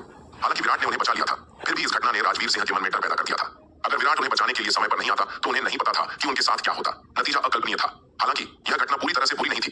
विराट ने आखिरकार अपनी सच्ची भावनाएं उनके सामने प्रकट कर दी थी। उस दिन उसने बहन भानुमति से जो कहा था, शायद उसे खुश करने के लिए ही था। आज उसने जो कहा वह उसके दिल की सच्ची बात थी। राजवीर सिंह को कभी पता नहीं चला कि उन्हें बचाने वाली चीज सिर्फ विराट की तलवार नाग थी, न कि खुद विराट। यह दृश्य देखकर और राजवीर सिंह की बातें सुनकर विराट पूरी तरह से अवाक रह गया। आखिर हो क्या रहा था? राजवीर सिंह, क्या तुमने कुछ गलत समझा है? विराट ने हिचकिचाते हुए पूछा। तुमने अभी जो कहा वह बिल्कुल साफ था, मैं गलत कैसे समझ सकती थी?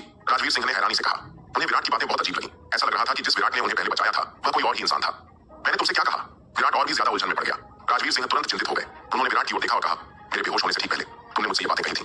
अभी ज्यादा समय नहीं हुआ और तुम पहले ही उन्हें नकार रही हो। विराट, तुम मुझे क्या समझ रही हो? क्या तुम मुझे कोई ऐसी वैसी लड़की समझ रही हो जिसके साथ तुम जब चाहो खिलवाड़ कर सकती हो? अंत में राजवीर सिंह की आंखों में आंसू आ गए। विराट इस दृश्य से पूरी तरह हतप्रभ रह गया। उसे कुछ समझ नहीं आ रहा था कि क्या हो रहा है, आखिर हो क्या रहा है। विराट ने गहरी सांस ली और राजवीर सिंह को धीरे से दिलासा देते हुए कहा, राजवीर सिंह, घबराओ मत। तुमने मुझे पूरी तरह से भ्रमित कर दिया है। तुमने अभी कहा था कि बेहोश होने से पहले मैंने तुमसे कुछ कहा था। क्या तुमने मुझे पूरे समय देखा था? विराट, क्या तुम सच में सोचते हो कि मैं कोई ऐसी वैसी लड़की हूं जिसके साथ तुम खिलवाड़ कर सको? तुमने मुझे अभी मीठी मीठी बातें सुनाई और अब तुम उनसे मुंह मोड़कर ये अजीबोगरीब बकवास कर रही हो। क्या तुम मुझे बेवकूफ समझती हो? तुमने मुझे करण चौहान और उसके गिरोह से बचाया था। अगर मैंने तुम्हें नहीं देखा तो और किसे देखा होगा? राजवीर सिंह रो पड़ी। उसके चेहरे पर आंसू बह रहे थे। उन्हें यकीन था कि विराट जानबूझकर उनका मजाक उड़ा रहा था। यह सुनकर विराट का चेहरा पूरी तरह से काला पड़ गया। अब तक उसे ठीक ठीक पता चल गया था कि क्या हुआ था। ज्यादा संभावना है कि नाग ने उन्हें बचाने के लिए उसका जैसा रूप धारण कर लिया था। राजवीर सिंह को बचाने के बाद नाग ने उनके साथ मजाक किया था, उन्हें छेड़ा था। अहम बात यह थी कि नाग ने अपने रूप का इस्तेमाल किया था। जाहिर है वह उसे धोखा देने की कोशिश कर रहा था, लेकिन वह सच नहीं बता सकता था, क्योंकि विराट नहीं चाहता था कि राजवीर सिंह और बाकी लोग नाग के बारे में जाने। आखिरकार नाग जैसी प्राचीन शस्त्र आत्मा उजागर होने पर अनगिनत मुसीबतें ला सकती है। इसके अलावा अगर विराट सच भी बता देता तो राजवीर सिंह उस पर यकीन नहीं करते। तलवार की आत्मा का मानव रूप धारण करना राजवीर सिंह के लिए अकल्पनीय था। उच्च स्तरीय जादुई कलाकृतियों में एक निश्चित मात्रा में आध्यात्मिकता होती है और जितनी ऊंची श्रेणी उतनी ही प्रबल आध्यात्मिकता। हालांकि इसी जादुई कलाकृति की आत्मा का सीधे मानव रूप धारण करना कुछ ऐसा था जो राजवीर सिंह ने न कभी देखा था और न ही सुना था। इसलिए यह जानते हुए भी कि उसके साथ छल हुआ है, विराट केवल अपने अभिमान को निगल सकता था और नुकसान सह सकता था। अब जब बात इतनी आगे बढ़ चुकी थी, अगर उसने कहा कि वह उन्हें स्वीकार नहीं करेगा तो विराट को नहीं पता था कि और क्या मुसीबत खड़ी हो जाएगी। वह केवल राजवीर सिंह को कुछ सांत्वना भरे शब्द कह सकता था। परिस्थितियों को देखते हुए उसके पास उन्हें अपनी स्त्री के रूप में स्वीकार करने के अलावा कोई विकल्प नहीं था। विराट ने मन ही मन दांत पीसते हुए सोचा, धिक्कार है नाग, रुको, तुम्हारी हिम्मत कैसे हुई मुझे इस तरह धोखा देने की? मैं तुम्हें दिखाता हूं कि मैं किस मिट्टी का बना हूं। राजवीर सिंह को अंदर बिठाने के बाद विराट कमरे से बाहर चला गया, नाग से हिसाब चुकाने के इरादे से। हालांकि उसने पूरा पूर्वी प्रांगण छान मारा, लेकिन नाग नहीं मिला और उसे अब उसकी उपस्थिति का आभास नहीं हुआ। उसने अनुमान लगाया कि नाग शायद उसकी पहुंच से दूर भाग गया होगा। जैसे जैसे विराट का साधना स्तर बढ़ता गया, उसे धीरे धीरे एहसास हुआ कि नाग बहुत पहले ही उसके स्वामी का जादुई हथियार बन चुका था। अगर वह नाग को नियंत्रित करना चाहता तो वह उसे एक ही विचार से एक लंबी तलवार में बदल सकता था। बेशक इसके लिए नाग का पास में होना और उसकी उपस्थिति का आभास होना जरूरी था। अपने वर्तमान साधना स्तर के साथ जब तक नाग करोड़ों मील की दूरी पर उसकी पहुंच में रहता, वह अपने और अपने गुरु के जादुई हथियार के बीच आध्यात्मिक संबंध के माध्यम से उसकी उपस्थिति का आभास कर सकता था। अब चाहे वह कितनी भी कोशिश करे, उसे नाग की उपस्थिति का पता नहीं चल पा रहा था। इसका एकमात्र कारण यह था कि नाग करोड़ों मील के दायरे से भाग गया था। ऐसा लग रहा था कि नाग बाद में जिम्मेदारी से डर रहा था, इसलिए वह इतनी जल्दी भाग गया। बेशक अगर विराट उसे जबरदस्ती बुलाता तो नाग चाहे कितनी भी दूर भागता, उसे अंततः आज्ञाकारी होकर उसके पास लौटना ही पड़ता। लेकिन इससे नाग को बहुत नुकसान होता। इतनी छोटी सी बात के लिए विराट इतनी हद तक नहीं जाता। विराट गुस्से से उबल रहा था और उसे गुस्सा निकालने का कोई ठिकाना नहीं था। इसलिए उसने आखिरकार अपना ध्यान जयगढ़ नगर के चौहान परिवार की ओर लगाया। चौहान परिवार है ना, धिक्कार है जो लोग मेरे खिलाफ साजिश रचने की हिम्मत करते हैं, वे मुझे असभ्य होने का दोष न दें। विराट ने तुरंत तरुण को आदेश दिया कि वह जयगढ़ नगर में चौहान परिवार को पूरी ताकत से दबा दे। अब जबकि तलवार संप्रदाय ने जयगढ़ नगर में राणा और चौधरी परिवारों की शक्ति को पूरी तरह से अपने में मिला लिया था, एक साधारण चौहान परिवार से निपटना कोई समस्या नहीं थी। विराट का आदेश मिलते ही तरुण ने तुरंत जयगढ़ नगर में सभी सेनाओं को चौहान परिवार पर पूर्ण आक्रमण करने के लिए जुटा लिया। सच तो यह है कि तरुण लंबे समय से चौहान परिवार को नापसंद करता था। मूल रूप से जयगढ़ नगर में तलवार संप्रदाय का शक्ति विकास चौहान परिवार के साथ आपसी संयम का विषय था, लेकिन चौहान परिवार ने जानबूझकर इसमें बाधा डाली थी। तरुण का इरादा जयगढ़ नगर से चौहान परिवार का सफाया करना था, लेकिन विराट ने अपने पिछले संबंधों के कारण अस्थायी रूप से हार मान ली और मामले को आगे नहीं बढ़ाया। हालांकि अब जबकि विराट ने व्यक्तिगत रूप से आदेश दे दिया था, तरुण स्वाभाविक रूप से चौहान परिवार के साथ नरमी नहीं बरतेगा। तलवार संप्रदाय के सर्वव्यापी दमन के तहत जयगढ़ नगर में चौहान परिवार का प्रभाव तेजी से समाप्त हो गया और उनके सभी व्यवसायों को तलवार संप्रदाय ने कुचल कर निकल लिया। अंततः चौहान परिवार की हवेली को छोड़कर जयगढ़ नगर में चौहान परिवार का सारा प्रभाव मिट गया। चौहान परिवार की शक्ति केवल उनकी हवेली तक ही सीमित रह गई। जयगढ़ नगर या यहाँ तक कि पूरे जयगढ़ प्रांत में भी पैर नहीं जमा सकी।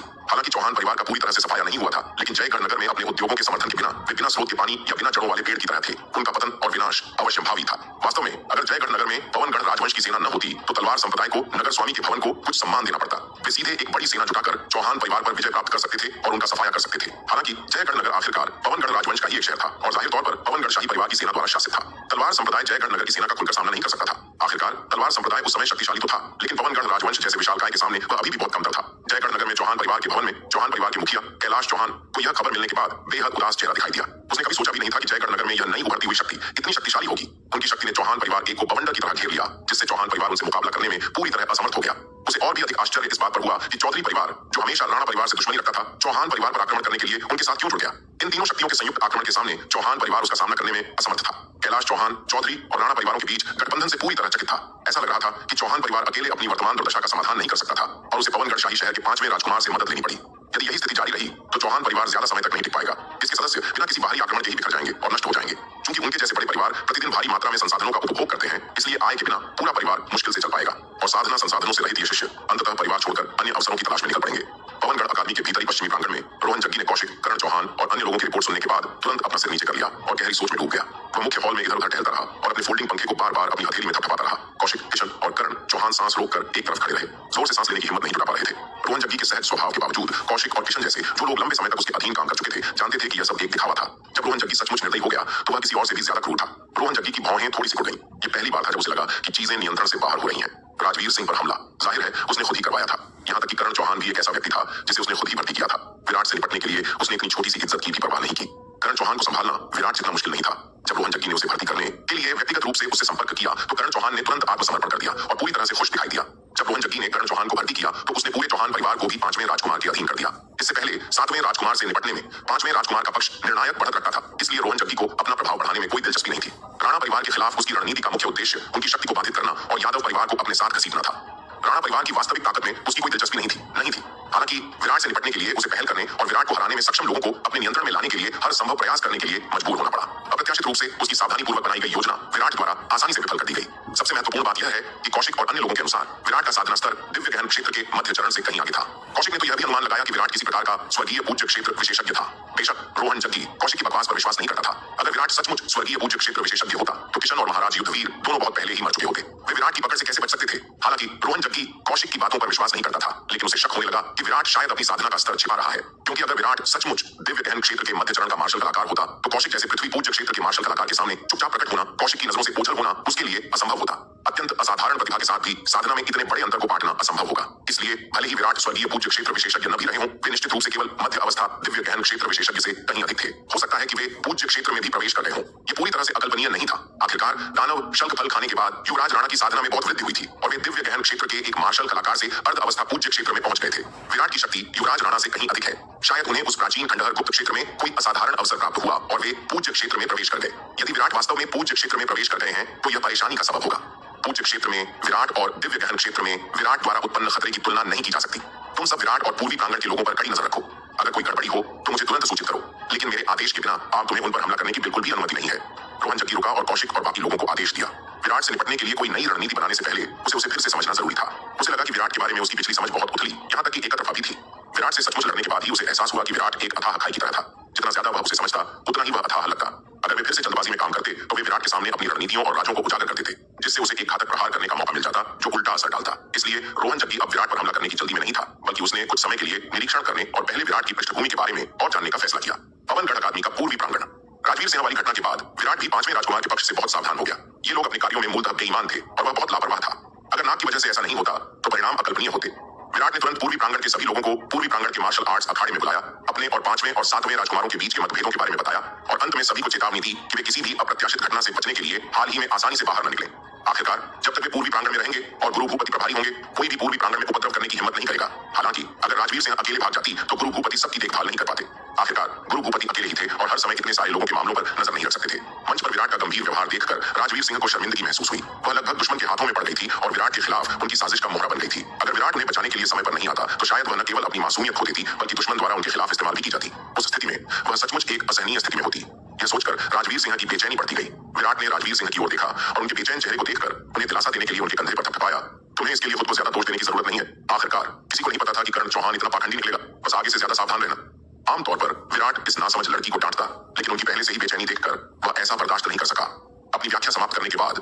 सभी को अपनी साधना पर वापस लौटने को कहा। विराट की बातें सुनकर सभी को और भी ज्यादा जरूरत महसूस हुई। उन्हें लगा कि विराट ने हमेशा उनकी देखभाल की है, लेकिन वे उनकी ज्यादा मदद नहीं कर पाए हैं। इसलिए उनकी बातें सुनकर वे तुरंत अपनी साधना को तेज करने के लिए वापस लौट गए, ताकि जितनी जल्दी हो सके अपनी शक्ति बढ़ा सकें और विराट की मदद कर सकें। जैसे ही विराट ने भीड़ को तितर-बितर होते देखा और खुद वहां से जाने ही वाला था, रोहिणी आगे बढ़ी, विराट के कंधे पर थपथपाया और कहा, छोटे भाई विराट, जरा रुको। विराट ने हैरान होकर उसकी ओर देखा और पूछा, वरिष्ठ बहन रोहिणी, क्या आपको कुछ चाहिए? लगता है हमने बहुत समय से कोई मुकाबला नहीं किया है। आज हमें मार्शल आर्ट के अखाड़े में आने का एक दुर्लभ अवसर मिला है, तो चलिए मुकाबला करते हैं। रोहिणी ने विराट को देखा, उसका चेहरा उत्सुकता से भरा हुआ था। ये सुनते ही विराट का माथा झुंझलाहट से तन गया। क्या यह हिंसक लड़की सचमुच उसे पीटने के लिए इतनी आतुर थी? विराट को लगा कि उसे उसका अहंकार कम करना होगा, ताकि वह उसे लगातार पीटने के बारे में न सोचे। ठीक है, मैं भी बड़ी बहन रोहिणी के साथ मुकाबला करना चाहूंगा, विराट ने मुस्कुराते हुए कहा। फिर अखाड़े में वापस उड़ गया और उसके चारों ओर रक्षात्मक घेरा सक्रिय कर दिया। रोहिणी के अखाड़े में उतरने के बाद उसने विराट के कपड़ों की ओर इशारा करते हुए कहा, छोटे भाई विराट, पहले अपने कपड़े उतारो, वरना 2 7वें दर्जे के जादुई हथियारों से मुकाबला ज्यादा दिलचस्प नहीं होगा। विराट का चेहरा और भी गहरा हो गया, लेकिन उसने कुछ नहीं कहा और सीधे अपना अग्नि तत्व कवच और बहता हुआ बादल वस्त्र उतार दिया। इन रक्षात्मक जादुई हथियारों के बिना भी अपनी वर्तमान शारीरिक शक्ति के साथ रोहिणी उसकी शारीरिक सुरक्षा को भेद नहीं सकती थी। 2 रक्षात्मक जादुई कलाकृतियां उतारने के बाद विराट ने देखा कि रोहिणी अभी भी उसके ऊपरी शरीर को घूर रही थी। विराट ने कुछ अवाक होकर कहा, वरिष्ठ बहन रोहिणी, मैंने भी 2 रक्षात्मक कलाकृतियां पहले ही उतार दी हैं, आपको और क्या चाहिए? रोहिणी आगे बढ़ी, विराट के कपड़े पकड़े और जोर से खींचकर उसके आखिरी कपड़े को भी फाड़ दिया। रोहिणी द्वारा उसकी कमीज उतारने के बाद विराट के पास सिर्फ एक पैंट बची थी। उसका ऊपरी शरीर पूरी तरह से नंगा था। यह देखकर रोहिणी ने संतुष्टि से सिर हिलाया और कहा, इस तरह मैं गारंटी दे सकती हूँ कि अब तुमने कोई रक्षात्मक जादुई कलाकृतियां नहीं पहनी है। यह सुनकर विराट का चेहरा पूरी तरह से काला पड़ गया। अब उसे यकीन हो गया था कि यह हिंसक लड़की बस उसे पीटना चाहती थी। यह झगड़ा तो बस एक बहाना था। विराट इस बार इस हिंसक लड़की को सबक सिखाने के लिए और भी ज्यादा दृढ़ था, वरना वह उसे सचमुच एक मांस की ढाल की तरह इस्तेमाल करती, जिसे जब चाहे पीटा जा सकता था। विराट, जिसका चेहरा काला पड़ गया था, ने रोहिणी की ओर देखा और कहा, तो सीनियर सिस्टर रोहिणी, क्या अब आप तैयार हैं? रोहिणी ने विराट के कपड़े एक तरफ फेंके, उसे हाथ हिलाया और कहा, चलो, मैं कब से इस पल का इंतजार कर रही थी। यह सुनकर विराट के माथे की नसें भड़क उठी। धिक्कार है, इस हिंसक लड़की को जरा भी शर्म नहीं है, खासकर जब वह उसके कपड़े उतार रही हो। हालांकि विराट को इसकी कोई परवाह नहीं थी। वह आगे बढ़ा और रोहिणी पर एक मुक्का मारा। विराट के मुक्के का सामना करते हुए रोहिणी उत्साहित हो गई और उसने खुद भी एक मुक्का मारा। दोनों मुठ्ठियां एक बहरा कर देने वाली गर्जना के साथ टकराईं, जिससे भयानक ऊर्जा तरंगे निकली, जिससे अखाड़े के चारों ओर की प्रकाश रेखा पानी की तरह लहराने लगी। मुक्कों की अदला बदली के बाद दोनों दर्जनों फीट पीछे हट गए। रोहिणी ने विराट के मुक्के में निहित भयानक शक्ति को महसूस किया और उसके चेहरे पर आश्चर्य के भाव उभर आए। पिछली बार जब उसने विराट से मुकाबला किया था, तो उसे केवल उसकी शारीरिक शक्ति अविश्वसनीय रूप से दुर्जय महसूस हुई थी। उसने उसकी आक्रमण शक्ति के इतने भयानक स्तर तक पहुंचने की उम्मीद नहीं की थी। हालांकि इससे रोहिणी का लड़ाकू उत्साह और भी प्रबल हो गया।